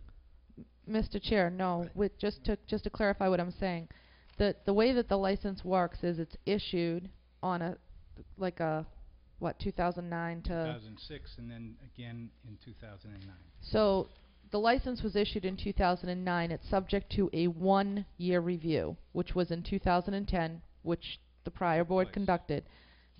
There's no review in this current year. It's expiring in June of next year, so they would have to come before us again. But even if we were going to conduct a review this year, if we had cause to call them in and conduct a review, it should be advertised as a public hearing. Okay, so what you were saying is that yearly, it wasn't yearly, it was a year. 1 year. So the year is up, so they're good into Next year. 2012. So Well- are you here for renewal? You don't have to come in until, We don't have to come back here till June 2012. Mr. Chairman. Mr. Holmes? Wait. Mr. Chairman. Yes, Mom. Who asked these people to come in? Wasn't me. Excuse me, Mr. Chairman. Who asked these people to come in? I'm at odds. I don't know. How is it on this agenda? Who put this on the agenda? There's only 5 of us here that have authority, and the only person is you, Mr. Chairman, who No. can put this on an agenda. No, I got a call today, just to be fun. Mr. Miles Burke, would you step up and, do you have any comment on why it's on the agenda? If not, you don't have to elaborate anything other than that. I did not place it on the agenda. Okay, thank you. Mr. Chairman, can I ask a question besides how it got on the agenda? I'm just curious about something. I agree to the extent of Mrs. Winslow's comments that I think that this should be a hearing, a public hearing, or a hearing in which the abutters have the right to speak. I guess my question is, were you in previously, the last time you were before the Board of Selectmen, was it a public hearing, and were the abutters notified at that point? I'm not sure if it was a public hearing, but we did notify the butters as well. When I received a fax to my office and a letter stating that we need to come in here for a review and to notify the butters. That's what my instructions are from, I believe, the Selectman's office. Do you have a copy of that, John? So you do have a copy of the 2010 review, right? Well, I might be able to, I didn't ask for this to be on the agenda, Mr. Cruz. I asked Shirley in the office, after town meeting, I asked how many earth removal permits were in town. She said 1. And I asked at that time for I don't have the email with me, I asked at that time, because I had looked at the bylaws, for the monthly and quarterly reports. And she said that there were not any on file. However, she did say to me that that Highland Incorporated was due for an annual review.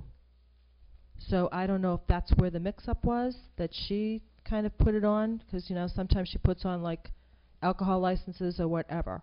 But, I mean, and maybe she didn't. But I did ask the question, so I don't know if that's how it ended up on the agenda. Right, even if it was annual review, we're 5 months out. It's June. I They understand. got it June 16th. It should have been this past June if it was a yearly. But if it was just 1 year, then they're out of it until they come up again and on 12th, or whatever, it is, 60 days before. How often, when you come for your renewal in your license? Yeah, typically it expires on June 12th of 2000. Right. June 12th of And 2012. you usually so come we would in when, in May? We would file an application for renewal. Right. And item number 13 of the conditions state that you're subject to review in 1 year. So that doesn't mean that we're actually even going to have a 1-year review, never mind an annual review. I believe subject to 1 year means, like we did last year, is if the board's requests come before you, and we came before you, regarding the monthly reports, we're definitely not trying to hide anything. I have the reports right here, and going forward, you'll definitely be receiving those. There was a bylaw that came in place after we received our permit. Well, So, Mr. Chairman, Yes. while I appreciate Mr. Churchill's comments, the bottom line is, Mr. Churchill, is you're not in compliance with the permit. The bylaw was amended 9/9 of '08, and the permit was issued June 16th of 2009. So you had notification that the bylaws were changed, and there has been no submission of these reports. Mhm. So you might be subject to a review based on Right. that. Mr. Chair? Yes. If in fact we desire to call them before us in violation of their permit, we have to notify them of that. Yes, ma'am. We can't. Either that or if they had it in review, supposed to have been in June of last year and they already had it. We can move forward with this, But make a again, motion that they... Mr. Chairman, again, Yes. my question is, was the review properly conducted when they came before the Board of Selectmen? I'd like Well, to know whether it was that. properly conducted or not, I think if the board had signed off on it, then that's a done deal. So, Mr. Chair, we'd have to look at the tape, but I'm pretty certain that we got a copy of the green cards and that the former chair, Mrs. Donahue, did open a hearing for the review, and there were, if there was any public comment, it was only one, and I want to say it was a woman, but I can't specifically remember. But I do believe that we crossed all our I's and dotted all our T's last June. However, we certainly can look back at the tape and, make sure that that occurred. Well, I appreciate your comments, Mrs. Selectman Winslow. Clearly, you didn't cross your T's and dot your I's, because we're sitting here and there hasn't been any reports submitted as they were supposed to be under the permit. Mr. Chair, point of order. We've called Take these your point. We've called these people in for under the auspice of an annual review. If we are going to call them in and allege that they're in violation of a permit, then we must give them proper and due notice. and I not only- don't believe we can have this discussion at this moment in time. Right, and not only that, I think it was on our part too to inform them when we didn't get our reports. Someone should have informed them about they need the report. So, is there a motion? We need to end this. There's no motion for me on this. I think we've already stepped off the range myself.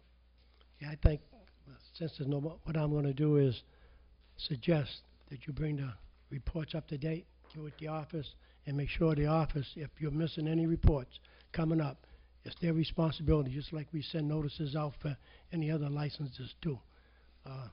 If you were supposed to have been yearly, it should have been done. So right now, until you hear from us again, it's a moot point. Are we excused? Yes. Mr. Chairman?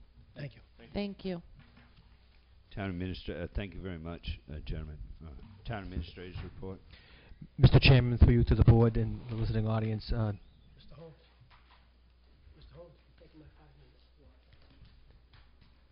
minutes. I'd like to ask Miles Burke, Director of Inspectional Services, to come up and provide us with an update on a property that and programs that we've been working on with respect to code issues in town. And Mr. Burke, if you can bring us up to speed on a number of programs, and particularly the one at 2 Sarah Beth Lane.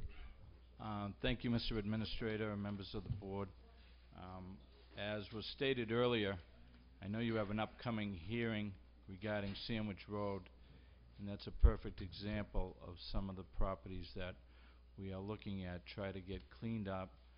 There has been some movement on several properties from a voluntary basis when we issued what they call a make-safe order, which allows the landlord to either take corrective action on his own with making the property safe and boarding it up, or hopefully, in the case of some of these properties in real disrepair, taking them down entirely. And I think we've seen that both on Rose Point Avenue, on Main Street, with a very large structure coming down.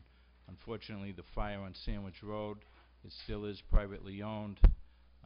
Sometimes these properties get stuck in probate. I know Mr. Ethier took it to the Board of Health route, which generally can get some enforcement action going. But if it gets to the point where nobody is taking the effective action, there is a remedy through the building codes, and that's to conduct a border survey. That is with a fire chief, the Commissioner of Inspectional Services, an engineer, and a disinterested party visiting the site, obviously making a determination that it has no redeeming value, that it's a danger to public safety, and it needs to be taken down. And I think the town council, through Attorney Bowen, has recommended that then they come before this board with the results of that survey, and this board can then authorize public funds to be expended, which would then be leaned against that property after the cleanup and disposal is made. So I think that's the route, in a nutshell, that they're looking to take on the Sandwich Road property. With some of the other zoning violations, my remedy would be to come before this board, as I did back in March, ask for some enforcement power of up to $300 fines, is the highest you can go for a non-criminal complaint. We did levy that against Mr. Sergi of 2 Sarah Beth for the issue of commercial vehicles in a Zone 2 aquifer. The board took action. We did start the enforcement action on that. It did have the desired result initially of Mr. Sergi leasing a commercial property. The trucks were moved to a commercial location. We don't want to put somebody out of business. He actually has done work for the town. But then I call it somewhat of a shell game when these trucks aren't appearing once in a while. They're being moved from location to location. There's another location by a relative up in an aquifer that I just received a complaint this week that several of the vehicles were parked up there. So we've continued to send communication to Mr. Sergi. He's been continuing to give us information as far as that the trucks were being sold, that he was just working on them for that day, but they continue to be there. So I will be meeting with Attorney Bowen on Thursday to see if he can potentially lien that property for the fines that are owed, or if it takes a court action to do that. Mr. Burke, Yes. just clear this up. You came before the board. We gave you the authority to enforce those Yes. fines. And I thought I just heard you say that corrected the action, and we got the results that we were looking for, correct? Yes, initially it did. And then when did that change, Miles? I believe the end of September, early October. I don't have the exact It's date. recent. Recently, they came back, and I contacted Mr. Sergi by phone. He did say that he was doing it in order to just repair them for a subsequent sale that week. They have remained on the property, I believe, over 30 days now. So he is still in violation. Obviously, they leave the property in different things. I did check tonight before this meeting. There's currently 5 trucks, a Bobcat, and a couple of plow blades parked on the 2 Sarah Beth location, and maybe 1 or 2 at the Depot Street location. What do you need from the board, Miles, to put this issue to bed? I think the board has taken the effective action that it can in allowing us to assess fines for those days. We are going out there as many times as we can to verify it. I have some pictures here I can even share with the board. The police have done kind of reconnaissance trips by there because we do receive complaints from neighbors, as the police and the town administrator's office. So we look for some voluntary compliance that we're not getting.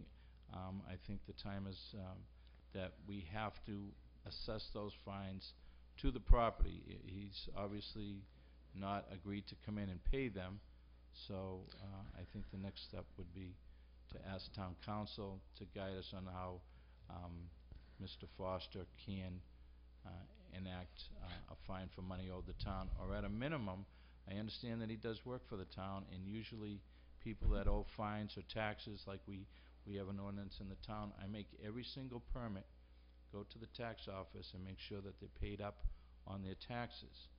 So if they're not paid up on their taxes, they don't even get to pull a permit to install a shed or a window. So I would think that route would be accessible to us through the ordinances of the town that exist currently, that if he does not want to pay those fines willingly, he will not be allowed to work for the town. Right. It doesn't make sense to be paying him money and him owing us money. All right. Mr. Begley? Chair. Thank you, Mr. Holmes. Miles, is there any kind of recourse with, say, environmental police, since it is an environmentally sensitive area? Or is there any way that the police department could impound those vehicles and remove them? I did talk to the chief earlier today, and he would like to be able to impound them if given the direction by, I think it would have to be from an environmental DEP standpoint, that they need to be towed off the site, if not removed willingly. You were right in saying that the DEP has several issues that they're coming to Wareham tomorrow. We're meeting them at 8 a.m.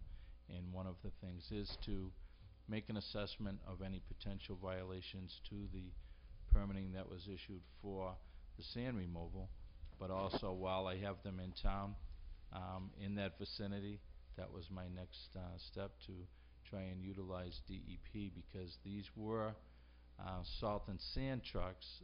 They do have regulation for diesel being, run for sometimes hours at a time, and it's very disruptive to the neighborhood.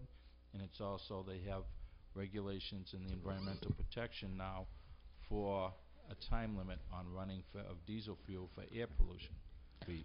We do want to make sure that we don't turn this into an agenda item. So do you have another? I guess I didn't realize the DEP could authorize local police authority, but.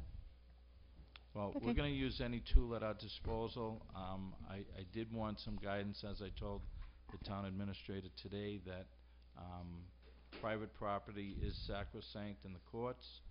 When it comes to taking some real hardline action about taking, even dilapidated properties down, we have to make sure we have all our I's dotted and T's crossed, as has been said tonight, because it is a very important step. And that's why we do look for voluntary compliance. We do look for cooperation from heirs of property or insurance companies, and we will work with anybody. We're not out to take private property and dispose of it. We're out to try and clean up the town for the Thank you, benefit Miles. of the neighbors. Could you just stop for 1 second, okay? I Yep. wanted to give Mr. Schneider an opportunity. He had a comment earlier. I remember this issue very distinctly. I remember this issue coming before the Board of Selectmen maybe a little over a year ago. Maybe The not. vehicles. The vehicles. And I know that there is a whole host of issues with these vehicles up in that area, particularly the salt in the aquifer. Correct. And, I remember distinctly the gentleman sitting there begging, pretty much, to allow his vehicles to stay there through the end of plow season. And now here we are approaching plow season again, and the vehicles are appearing. So I think whatever action we need to take whatever action we need to take to enforce the bylaw and the order of the Board of Selectmen, Miles. This can't continue. Thank you. And I'd like to give Mrs. Winslow, she had her hand up as well, Miles, for a comment. Mr. Chair, I'd like to make a motion that Town Council draft a letter to Mr. Sergi advising him that the town intends at this point to fine him every single day that those vehicles are on that property, and that it will seek any and all means, including leaning his property, denying him work for the town based on this under our bylaw, until such time as he removes those vehicles and pays his fines. This issue has gone on and on and on, and there's absolutely no more excuses for this. He came before us with his little children, and he said he just needed a little time. I think he even said maybe up to 30 days. He had to find a place to put these vehicles and house these vehicles, and he has not done that.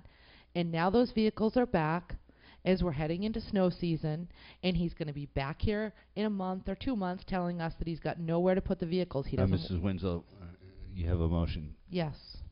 I'm waiting for a second. We don't have a second at this point. I'll second. Mr. Cruz is second now for discussion. And this is on, the motion is clear. I think it's what Miles was asking for originally, was he was working with Mr. Andrews to send a letter to town council to find out what the board's next step should be. Is that correct? That's why you're sitting there. Definitive fine action in court. Mrs. Begley. Thank you. I agree with the sentiment of Selectman Winslow's motion, but I don't think that we need to describe the language of the letter. I think that we could certainly have a motion that could authorize Mr. Burke, town administrator, to pursue this with town council. Well, Mr. Chair, I think it's important that this individual understand that this is not going to be tolerated, because otherwise we're going to be sitting here in April with those trucks still on that property. Mr. Cruz? Yes, I think any decision we make, and I know Mr. Burke will do the right thing, and Mr. Andrews will get in touch with our attorney. So we're not going to jump the gun and just do it on hearsay.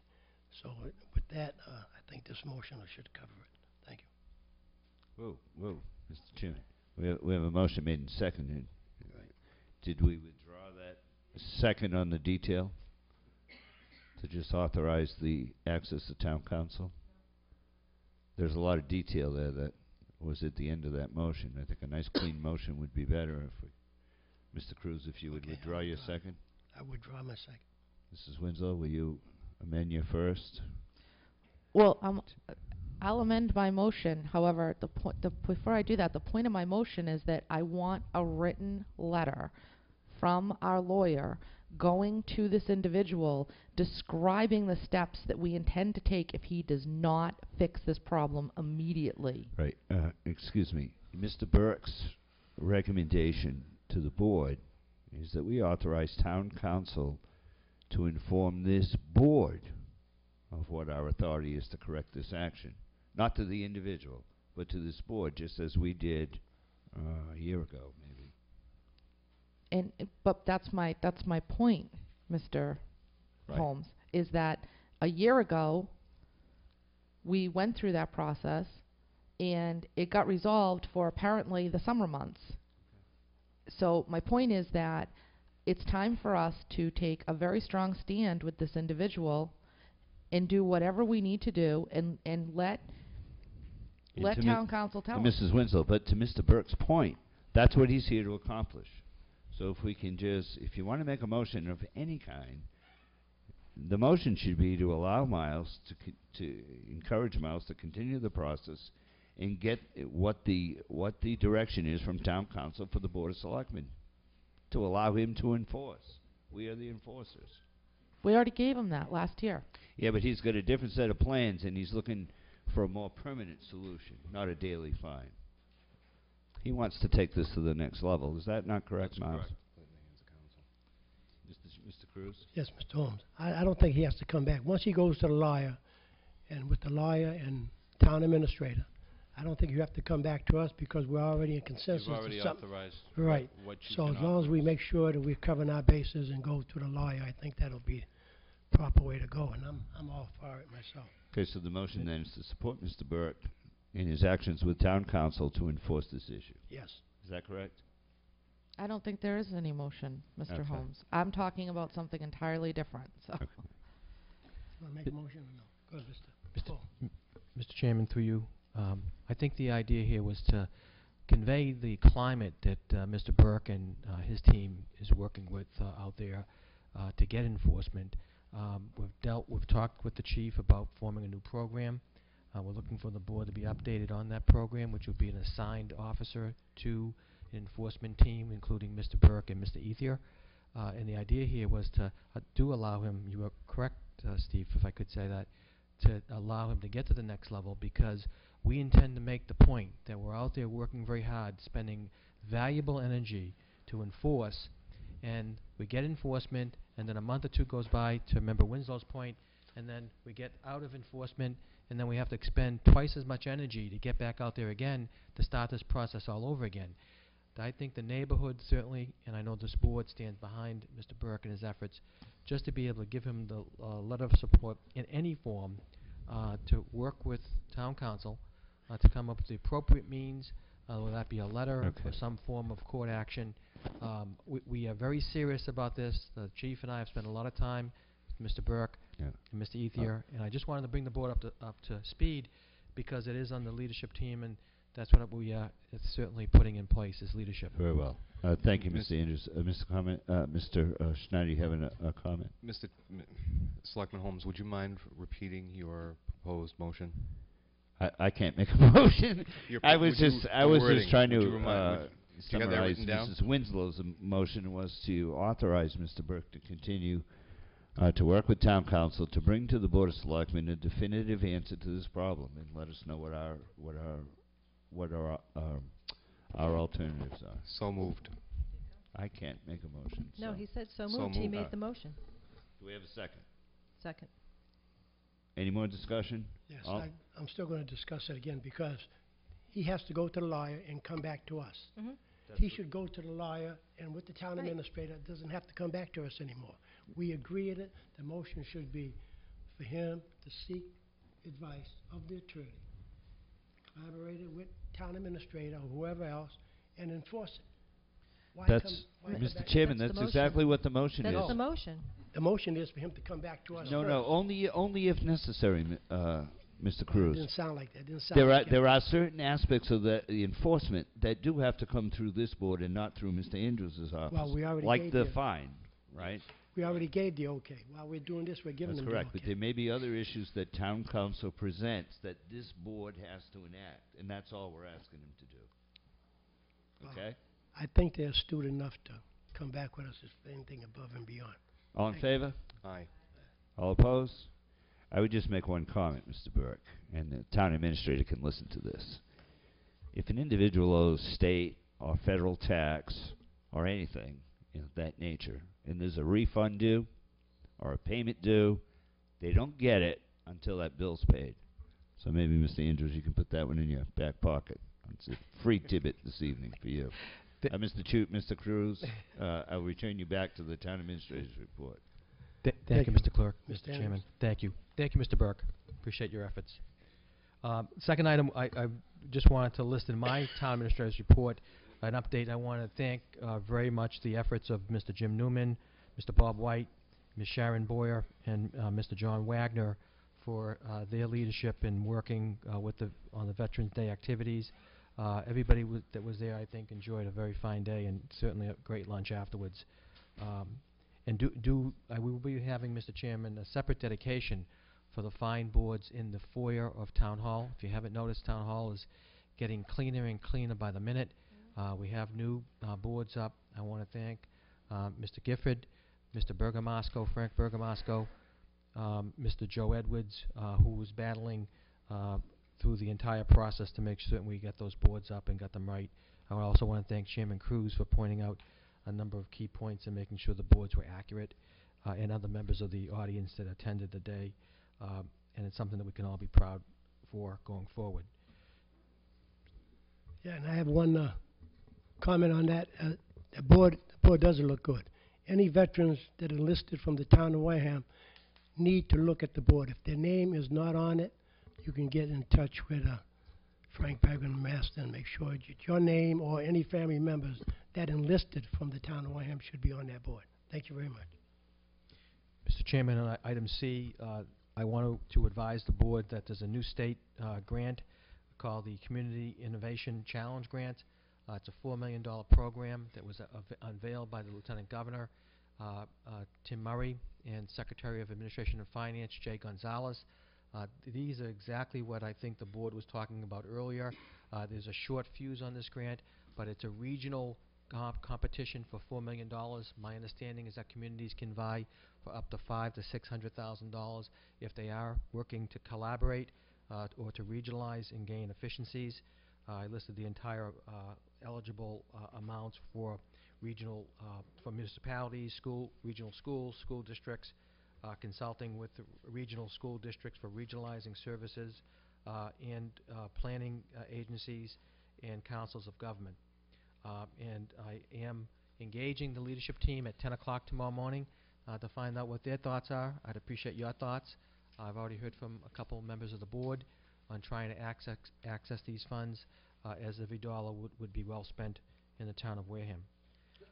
On item D, which is a great segue in, last Wednesday, I met with my regional town administrators and town managers to share some of those ideas, and we talked about issues regarding healthcare, regional grants, funding for fiscal 2013, for planned efficiencies going forward in fiscal 2013, and we heard from a noted CAPE expert with regards to expansion of CAPE broadband and other types of connectivity, if you will, on the Cape, something called Open Cape. I'm not sure if it can work. I've asked Matt Underhill to evaluate it for me, provide me with recommendations, and I'll keep you posted on those that type of program. On safety issues at the DECUS, which are ongoing, as you know, we had the crosswalks done, and we are looking at some other safety areas, and working with Chairman Cruz and the entire board. We're working obviously for cooperation and update. The school committee superintendent and his business office staff, including Anna Miranda, will be joining us at leadership team tomorrow to study ways we can become better at identifying ways to bring efficiencies through workers' compensation issues. That presentation will be at 10 o'clock and will be provided at no cost to the town through our insurance provider, Meyer, through the Mass Municipal Association. Town Hall virtualization is moving forward. I want to thank Matt and the entire team for working on cabling issues, licensing issues, and a number of key aspects. Each week we recap on that project, and it is moving forward. I'll keep the board posted on progress.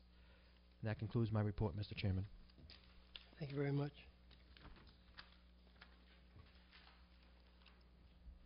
Town business, Mr. Clerk. Mr. Chairman, I'd like to ask Mr. Slavin. Alan? Okay, I still have the wrong Thursday, right? Or is it this Thursday? A leg. Oh, tomorrow. Well, thanks for coming in tonight. I appreciate it. Mr. Chairman, a few weeks ago, we talked about Treaty Mountain Nail Committee. Mr. Slavin had handed out some packets. In terms of the makeup and number of the committee, and we still don't have a quorum. We don't know if it's 6, 7, 8, 10 members. Really, we don't, with all due respect to the gentleman, we don't have a real CETA director, which is coming up next. But he doesn't attend any of the meetings. We don't know if he's supposed to attend the meetings, if it's okay to have somebody from CETA attend the meetings. It's another body that's missing on the board. I'll let Mr. Slavin speak as the chairman, but I'd really like to get this resolved tonight. We've had this hanging out here now for 3 or 4 weeks. So, Mr. Slavin, if you would. Thank you. Back in 2004, the Tremont Nail Master Plan Committee was formed. It was formed originally with 7 members, and actually we had 2 selectmen as part of that committee originally, which was quite unusual. We had a planning town administrator, as what's worded in the town documents, which really should be a planning board and the town administrator. The town administrator was not voting. We had a historic district commission member, historical commission member, EDIC, that's how far back it goes, which is now CETA. And what happened over a short period of time is, because when CETA was formed, I think Marilyn Wally was in place, there was a shortage of members on the CETA board. And as best as I could pull with paperwork is that Marilyn decided that the CETA director herself would act as a representative for CETA, because there wasn't enough members available to do it easily. And that's how that came about. But when in 2006, when the Board of Selectmen decided to add 3 at-large members, there was discussion about possibly eliminating 1 or 2 of the selectmen. Nothing was done officially. So in theory, we have possibly 10 members. You can't have a board with 10 members because you have a deadlock vote. If we take the 2 selectmen out, which really disappeared at that time, you have 8 members technically, which also isn't any good. What we have right now is we have a member from the Wareham Historic Commission. We have a member from the Wareham Historic District Commission. We have a member of the Wareham Village Association. I checked with Jean Connaughton from CEDA, and she has no problem with one of her members coming, or the CEDA director, whichever the board decides they'd like to do. And then you have the, I think, 3 at-large members, which we have right in place now. So that should give you 7, which is what it really should have been, because the committee was originally set up as 7. And then there was, again, just some confusion. It didn't follow through paperwork-wise. And Mr. Slavin, one of those members that you just mentioned, and I did print off that email, the Wareham Village Association, and what was the thought process behind that? I can't answer that, Steve. Unfortunately, I wasn't They're around. not an appointed board by the town. No, it's correct? just they just. I guess they felt that the Wareham Village Association would have synergies with the Tremont Nail because of the downtown projects and stuff. So they actually assigned a Wareham Village Association member, and that's up to the Village Association to basically bring someone forward. It's very much like taking someone off the other boards, even though that particular group is not part of the town officially. Mrs. Begley. Now, is that Tremont Nail, is that in the charter or is that in the bylaws? No, that is a committee put together by the Board of Selectmen, so you can very simply, by policy, you can change and fix whatever you have to do. It's not in the charter, and it's not in the bylaws.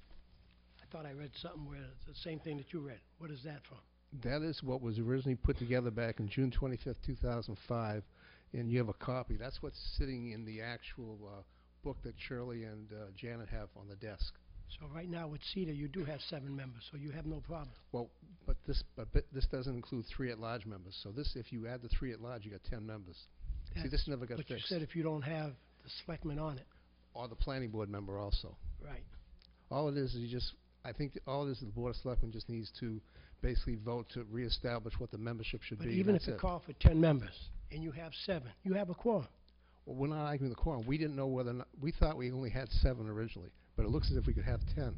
So if we have 10, we have to have 6 members show up in order to have a meeting. Right. So if you got 7 now and you have a thing, until we get it straightened out, you can still keep having your meetings. It's difficult for me to get, 6 members out of 7 to show all the time. That's all I'm trying to get Okay, at. so why don't we go with the 7 you have until we decide what we're going to do on that, whether we're going to have the planning.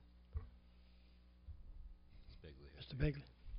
You get to speak first this time, Mr. Chair.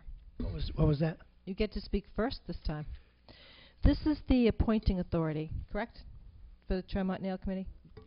The Tremont Nail was basically put together as a policy board by the Board of Selectmen, which they can So sunset this is at any the time. appointing authority? Absolutely. Okay. So originally it was called the Tremont Master Plan Committee, or is that the current The name has always language? been the Tremont Nail Master Plan Committee. It was put Okay. together after the town bought the Tremont Nail property. It was put together by the Board of Selectmen at that time. Yeah, it was an expensive purchase, but Town voted unanimously, unfortunately. so we, as this board can certainly determine who will sit on this committee and definitely have a quorum, correct? That's correct. Absolutely. That's correct. So I'm asking for that tonight, by right, the way. because exactly. kicking So this can just down to the road. kick it around, so we'd have a member of the planning board, a member of CEDA. We do not have a member of the planning board technically right now. I'm kind of Go ahead. formulating the Okay. board. Go ahead. So a member of the planning board, a member of CEDA, do the historic commission and district, is that correct? That's correct. Is there a reason for both? Each one has a different authority as far as when they all look at the historical district. Even though Tremont Nail officially is not in the historic district has authorization over the external things on the building in a historic district. The historical commission has other jurisdictions, as we do with the demolition law, etc. Each one has their own area of expertise to work with. So the short answer is yes, we need both. It was set up originally that way, and I think that's the correct way, yes. So right there is 4 members. So if we had those 4 members and 3 citizens at large, it would be a board of 7, and a board of selectmen would be a liaison, which would be a non-voting member. So that way, a quorum would simply be 4, correct? Correct. That means you eliminate the village association member. Which I think certainly a Wareham Village Association member would be welcome to attend, but it's not a requirement for a voting member, in my opinion. So I would like to make a motion. Could I make one change? I'm sorry to interrupt. This originally also had the town administrator as a non-voting member. And when we talked about this committee probably a year ago, Mark had suggested that they wanted to put a group together. And I think having the town administrator there, because this is a town-owned piece of property, is quite helpful as well, even though he's non-voting. Okay. Thank you. I wasn't finished yet, Mr. Yeah, Cruz. okay, excuse me, go ahead. If I could just finish the thought, Mr. Slavin. So if I had a member of a 7-member board, so that would be a quorum of 4. What time of, did you say it was the 3rd Thursday in the evening? 6 o'clock. 6 o'clock. Because certainly the town administrator is attending FinCom on Wednesday, working full-time, 40 hours, attending FinCom on Wednesday evenings, this Board of Selectmen on Tuesday evenings.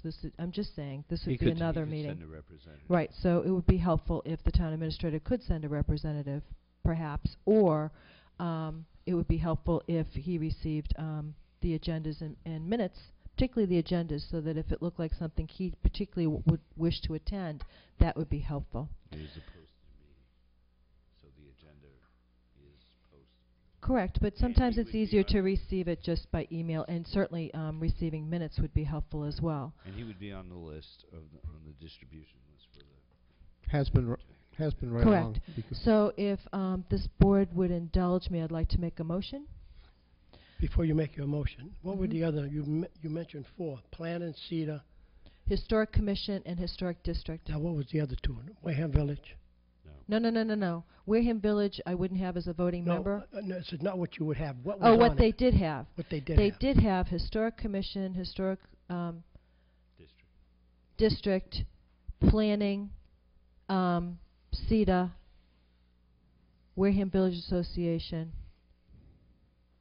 and they had a selectman or 2. I thought you named them another organization between.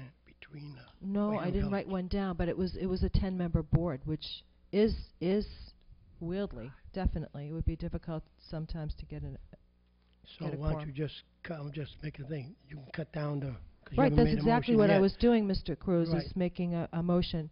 So I move that the Tremont Master Plan Committee consists of 1 member appointed by and from the Planning Board, 1 member appointed by and from CETA, 1 member appointed by and from the Historic Commission, 1 member appointed from and by the Historic District, 3 citizens at large. Second. So those would be voting members, and certainly we could have the Board of Selectmen liaison and the town administrator at will. Okay, I for s- the- Kara. for discussion. I seconded. Yeah, Kara seconded. Ellen made a motion. Okay, for discussion. The Wareham Village. Why don't we include them and just have 2 citizens at large? Why do you need 3 citizens at large? I Yeah, don't they- I they don't could be- understand why we need the Wareham Village Association at all, Mr. Cruz. They certainly can attend, and I'm certain that the committee would value their input, but I don't understand why that it would be a requirement. Well, that's with all committees. Anybody can attend. They Put have that. Mr. Chair, But I they had I it. thought he was looking this way. Right, no, not yet. I have the floor, please. Oh, no, Thank I you. know you do. Hey. Or do I have to hit it somewhere else? But in other words, they had this plan years ago, before we even got here. Now we're changing it. Right. They had 10, so they say. And you had 2 selectmen. So you can either go 10, 11, or whatever, but if the Wareham Village, that's all part of Wareham Tremont now, so. But anyway, that's my take on that. I think we should have that in 2. Excuse me, Walter, just if you mind. If you eliminate one of the at-large members, I think because they're already appointed for a term, I'm not sure, can you eliminate them before their term is up? Well, how many at-large members do you have now? 3. Oh, that's fine. Well, Mrs. Begley's motion Well, Walter handles was 3. talking 2, that's all. Well, the motion on the floor is for 3. Okay. Mr. Chairman, my comment Apologize. is, under discussion, is that every person that Mrs. Begley mentions in her motion were appointed by this Board of Selectmen, with the exception of planning, right? Correct. By the other authority. These are all appointed boards and commissions. The Wareham Village Association is not an appointed board or commission. If any of their members want to attend, they're welcome to attend. They're welcome to join as a member at large. But with an important project like this that's town-owned and town-funded, I think that board should only have town-appointed board members on it. It's my opinion. Thank you. And if you appoint it, he's the town appointed. Anyways, go ahead. I think that I just want to be clear that the 3 citizens at large will be just that. They will not be a member of the planning, CETA, historic, or historic district. 3 citizens at large will not have the other affiliations. I'll add that to my motion if need be. And I'll follow up with a second on that. That sounds familiar. It's all coming back, ladies and gentlemen. Oh, Mr. Chair, I have a question. Well, Mr. Holmes said what I was going to say about anybody can apply for the at-large positions, but do we have a right to say, I mean, let's say, for example, Angela from the Historic Commission is not the Historic Commission representative and she's the only applicant for an at-large position. Are we going to tell her she can't serve on the board? Well, yes, I think the motion said you can't have but one. And we're going to make up that restriction specifically for this board? No? But how can we do that? Well, I think about a year and a half ago, someone did make a motion about board members being on more than 1 or 2. Well, we did, and what we just... Right. No, it isn't. Okay. Oh, well, then I apologize. I thought that it was a really good motion, but we have a very small pool of people who are willing to volunteer their time, and I don't want to start saying no to people, especially people that are dedicated. So I'm not going to be able to support the motion. Any other questions? If not, the motion was. You want to repeat that again, Al? I move that the Board of Selectmen appoint a committee for the Tremont Master Plan. The Tremont Master Plan Committee shall consist of a member of the Planning Board from and by the Planning Board, a member of CETA from and by that board, Historic Commission from and by that board, Historic District from and by that board, and 3 citizens at large. The 3 citizens at large shall not serve on the aforementioned boards. Second. Again. Just to make sure. Motion made and second. Any other discussion? If not, all in favor? Aye. All opposed? No. 3-2. 3-2. 4-1. 4-1. No. No, Mr. I'm Withdraw opposed. myself. Oh, you were against? Chair. Thank you very much, Alan. We have a little problem, just so you understand. Jim Newman is one member. He's on I believe he chairs a committee or whatever that he's on with the veterans. Obviously, I'm the chairman of this committee, so therefore I would have to resign as well. Why would Jim Newman have to resign? He's not on the aforementioned boards, is he? Historic? No, but... Commission? No, that's what All right. Well, I'm on the planning board, so therefore I would have to resign. Are you the member from the planning board? No, I'm the at-large member. So there's an additional member of the planning board on that committee? There hasn't been a planning board member for 4 or 5 years. But why wouldn't you be the planning board member, Alan? From the planning board? That's up to the planning board. I see. I'm just saying I have to resign as an at-large member, though. No. So you could go back from the planning board and become the member. I have no problem. I'm just saying that. Good luck tomorrow. Don't need luck. No. Thank you. just I'm need- sorry this has taken so long to get straightened out. Thank you very much. If you can We send appreciate it. send a letter off just so it's clear, and I'll We send will. I'll send a letter to the village Yeah, association. the office will type up a new board sheet, et cetera, et cetera. That'd be great. Thank you very much. Thank you. Mr. Chairman, next on the agenda, I have to move very quickly.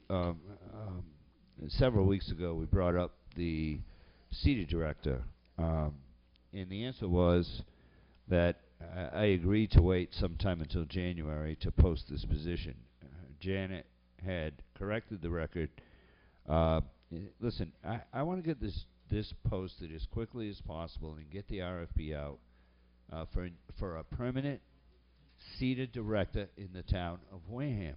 We're sitting here now at the end of November. Nothing.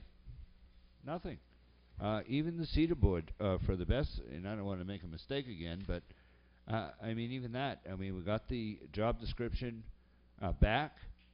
We're still sitting here. We have no CETA director. This gentleman who's here, granted, he's managing the grant as he says he is. And so, but that's it. That's all we're getting out of this.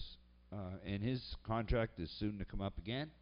And here we go again. We're going to renew that, and we still don't have a CETA director. So I really want to make a motion here as the folks responsible for CETA to get this position posted and an RFP sent out for a new CETA director in Wareham. Mr. Town Administrator?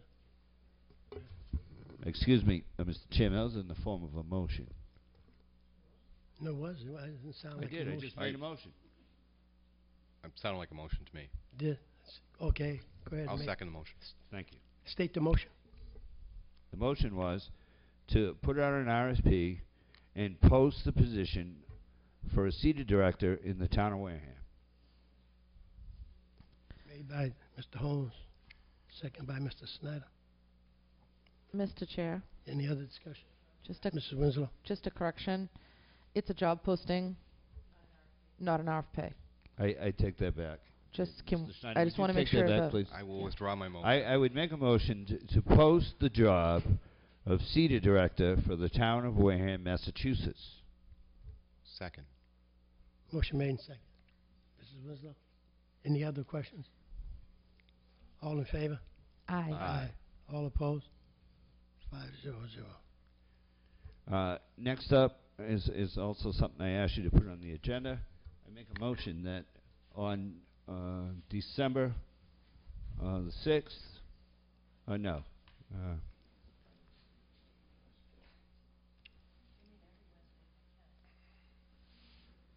I make a motion that we have a combined meeting of the Finance Committee and the Board of Selectmen, and we have Mr. Representative from the firm of Powers and Sullivan to be here, and nothing else on the agenda for Tuesday, December the 12th. Is that a Tuesday? that's a Monday. Okay, then December the 13th on Tuesday, with nothing else on the agenda but our finances, the Board of Selectmen, the Town Administrator, the Finance Committee, and a representative from Powers and Sullivan. So on that date, you're saying that's the only thing that's going to be on the agenda, That's correct. 13th? I don't want to give 30 minutes to this. This is Well, an we need to important check issue. too. I think on one of them days is the busiest day of the year that we have. I'll check with Shirley to make sure she has all the. We have to do all the That's right. renewals. That's right. We have the liquor licenses. I make a motion that The only other day- I amend my motion because nobody seconded it yet to make it on Wednesday the 14th. Wednesday. I was going to say if you have it on the Finance Committee meeting date. Second. Second by. And that to be held here in this room. On TV. We'll have it here in this room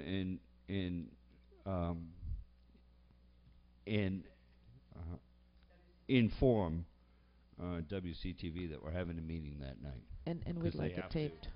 They have to televise our meeting. They do. And tomorrow at the FinCom, if someone would mention it to the chairman, unless we send him send him a memo. Motion Okay, made and I- second. Oh. Yeah, motion made and second. All the discussion, all in favor? Aye. Mr. Chairman, next is another issue I put on the agenda. As in my, I have no problem jumping on a sword when I make a mistake. In terms of intentionally lying to people, I don't do that. Last week, and I apologize to Mrs. Slavin a little bit, and I didn't do it earlier because I waited till it's on the agenda. I did get a little testy, and I shouldn't have done that, and I apologize to you, Sandy.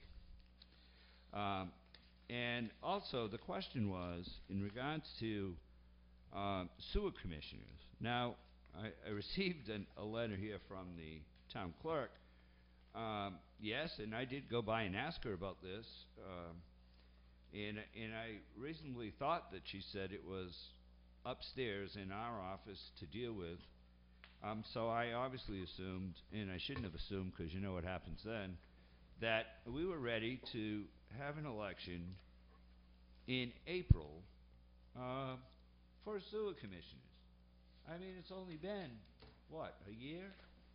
Little more. I mean, how long does it take to put a few names on the ballot? And I guess it's more than that. But I would, through you, to Mr. Andrews, the town clerk did say that she spoke to Mr. Andrews, who stated he communicated with Senator Pacheco's office on the Monday before your meeting, and that the Senate council was having issues with the legal language of the article. So I would apologize to the town clerk profusely. I would apologize to the citizens for making an error. And I would ask through you, Mr. Chairman, if Mr. Andrews could enlighten us with this information on where we stand today on the sewer commissioner's election. Mr. Chairman, through you to the board and listening audience, if you look at your packet, you will find emails that span back to after the requisite time by which we have to wait for the article to come back.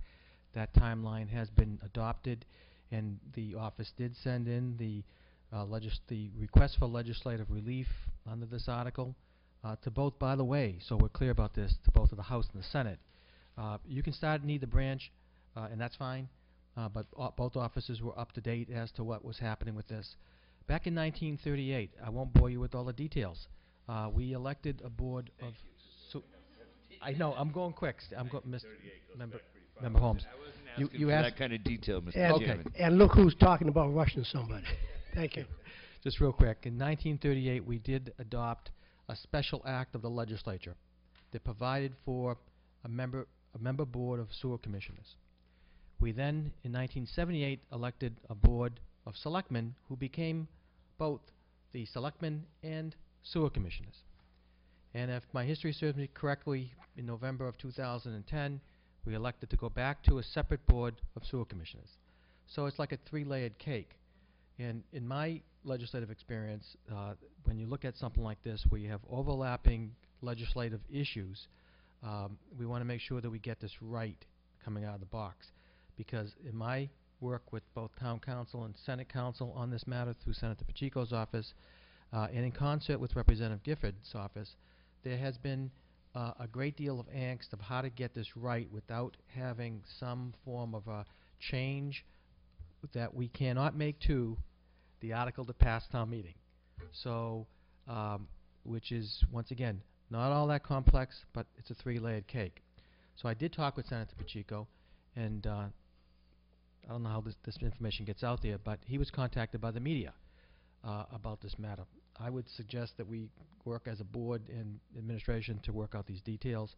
I know Town Council, Mr. Attorney Bowen, has made some suggestions of language that will come through Senate Council. I'll keep the board posted. If you want to keep this on the agenda, Mr. Chairman, for next week, I'm happy to keep it on. We'll just keep talking about it. I would just recommend that Mr. Andrews put it on his weekly, since it's in his court at this point, I would just recommend that he put it on his weekly administrator's report as ongoing. But at this point in time, through you, we are not looking, you don't really see an election in April, correct? Unlikely. It's a difficult period of They're time. recessing tomorrow night, right? Yes. So they're gone till the end. and in November, It doesn't December. stop them, by unanimous consent, if I could just make this one statement, they can take up home rule petitions that just affect a city or town and are not complicated. That's a question that the Senate Council, House Council is going to have to figure out as this legislation comes forward. But you are correct, Member Holmes, that the legislature, by rule, will be going into recess unless they have unanimous consent to move on a piece of legislation. Okay. Thank you, Mr. Chairman. I don't mind carrying on my report, but we share a responsibility here. I just want to make sure the board understands that, because it's the board that acted and had sent the legislation through after town meeting, Mr. Chairman. Thank you. Thank you very much. Mr. Holmes, any town business? Any other town business? What was that again? Mr. Mr. Holmes? If the board had what? I didn't say.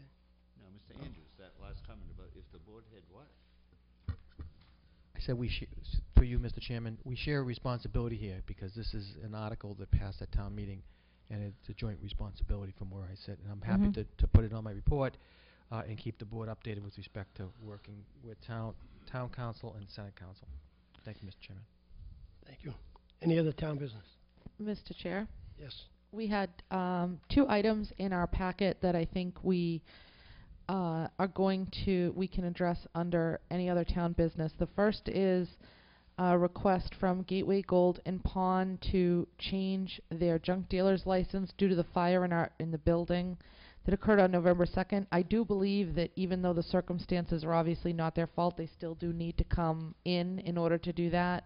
Maybe Mr. Andrews could double check that for us, but I'm confident that any change does need to come back before the board. So if we could get that on an upcoming agenda. Right, and how soon do they need this? When are they? Well, they're not at their location any longer because of the fire. Right, it's so next door.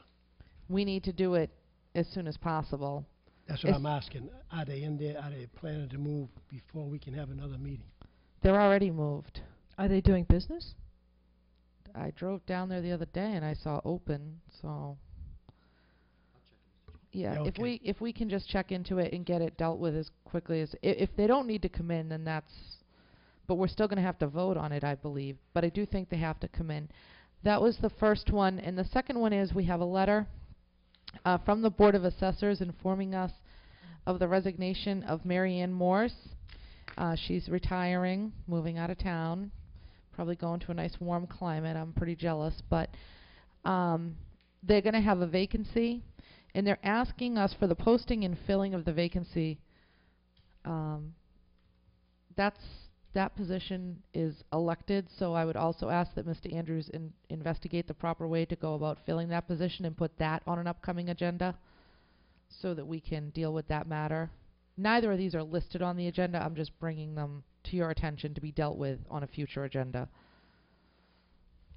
We may have the ability to fill sometimes. I didn't bring the charter tonight, so but if you wouldn't mind doing that for me, Mr. Chair, I'd appreciate it. Mr. Snyder? Mr. Begley? Yes, I do, Mr. Chair. This board received a letter from a business in town, and an email. And the email was dated October 26th, actually. And it was a notification from Captain Al's Restaurant and Tiki Bar. We will be closed for the purpose of renovating and cleaning from October 11th, so this was 2 weeks later, through March 20th, 2012. And I kind of researched this, and they're supposed to ask for this board's permission to do so, not inform us. So I think I would like to ask this board to or you, Mr. Chair, to put this on the agenda for a status review. The other question I have, and this may segue into a public hearing, is I seem to recall that last year they had a lengthy closing.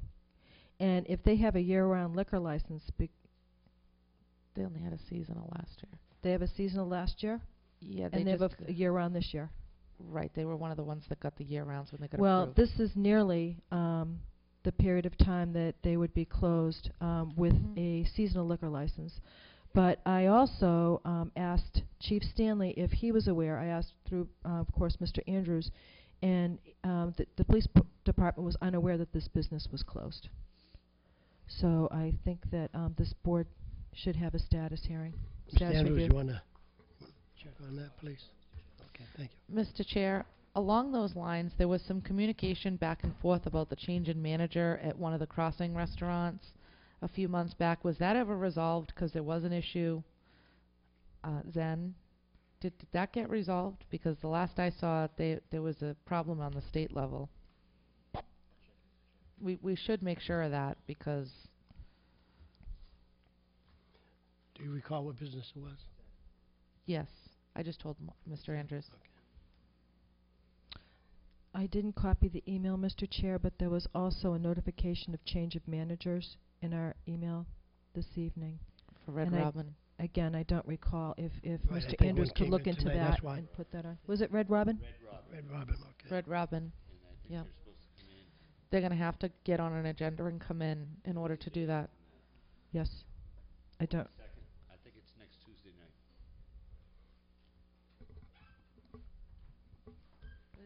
One other thing, Mr. Cruz, Go and then ahead. I'm done with town business, and I will talk fast. I did email Chief Stanley, and I copied Mr. Andrews, because when we discussed the Cranberry Highway project with Mass DOT, I agreed with Mrs. Winslow with how dangerous the road is currently. And I know that it had been mentioned that cars travel 45 to 50 miles per hour. So I asked the chief what the speed limit was on that road, because it's really not well posted. So I'll read his response into the record. He said the speed limit is 35 miles per hour in that area. 35. We conduct many radar selective enforcements in the area as well, and he can document how many, just how many if needed. The road is up for major overhaul, and he's sure the signage will be a big part of it.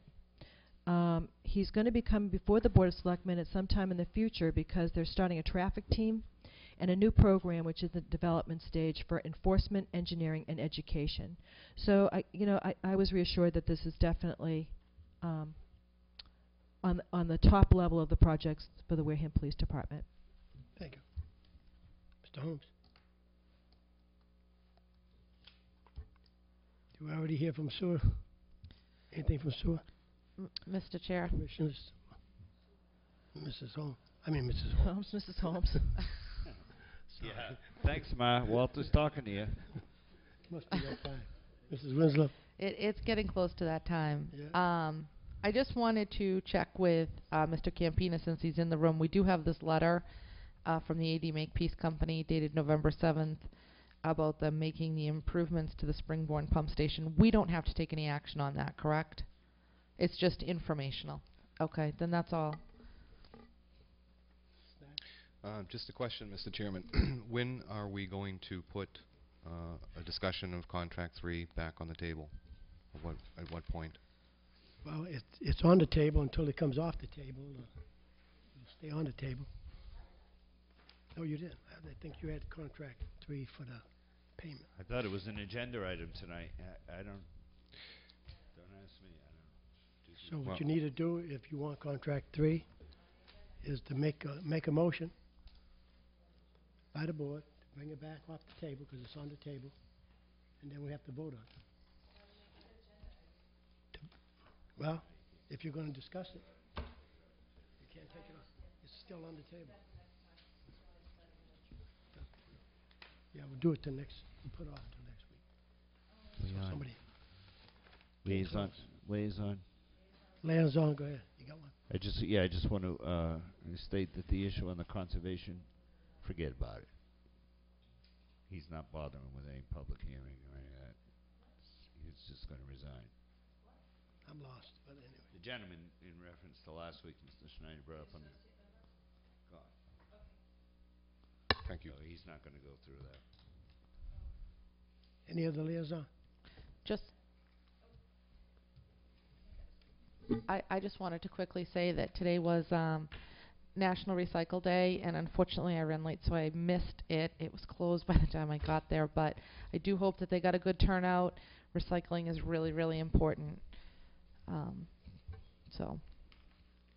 Chairman, I just want to say to the person, wherever you are, my son, Sean, wrote down your license plate number, and we'll be calling Chief Stanley tomorrow to the person who was driving down Onset Avenue in that white car, older gentleman in the passenger seat, whipping that cup out the window with whatever fluid you had in it with a child in the back seat. You are being reported tomorrow, my friend. Mrs. Winslow has talked about that car in front of Stop and Shop for weeks. Well, we got you today because, it was just unbelievable. Driving down Onset Avenue just as you come past Depot, and that guy whipped that thing right out the window like it was nothing. And there was a kid, and there was Sean writing down the license plate number, and he's giving it to the chief tomorrow. I have it too. I wonder if it's the same. He wants to know how much the fine was. Any motions? Motion to adjourn? Motion to adjourn. Can we ask one question? Because we don't come to these much, and I think we missed out here along the road.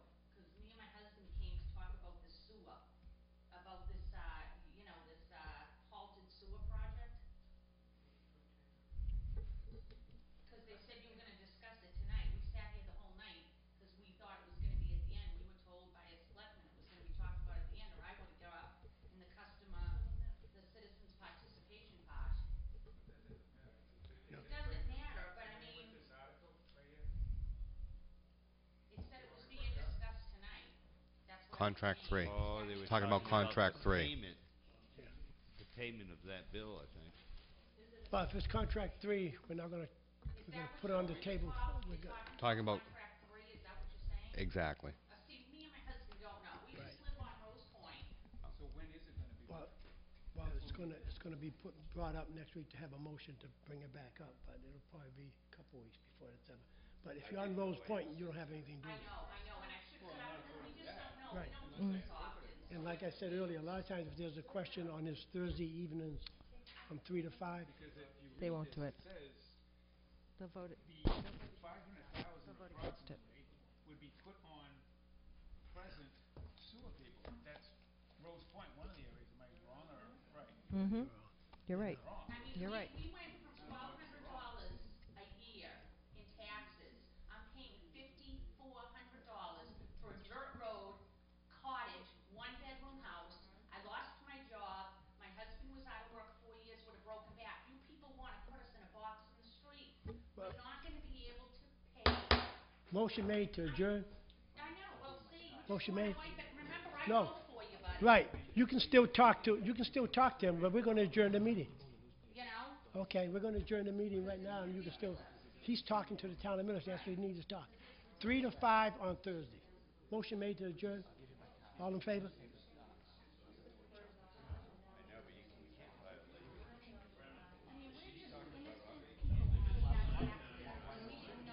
Motion made. We can have a conversation now. If you do that, you'll have it every week. If you do this, you'll have it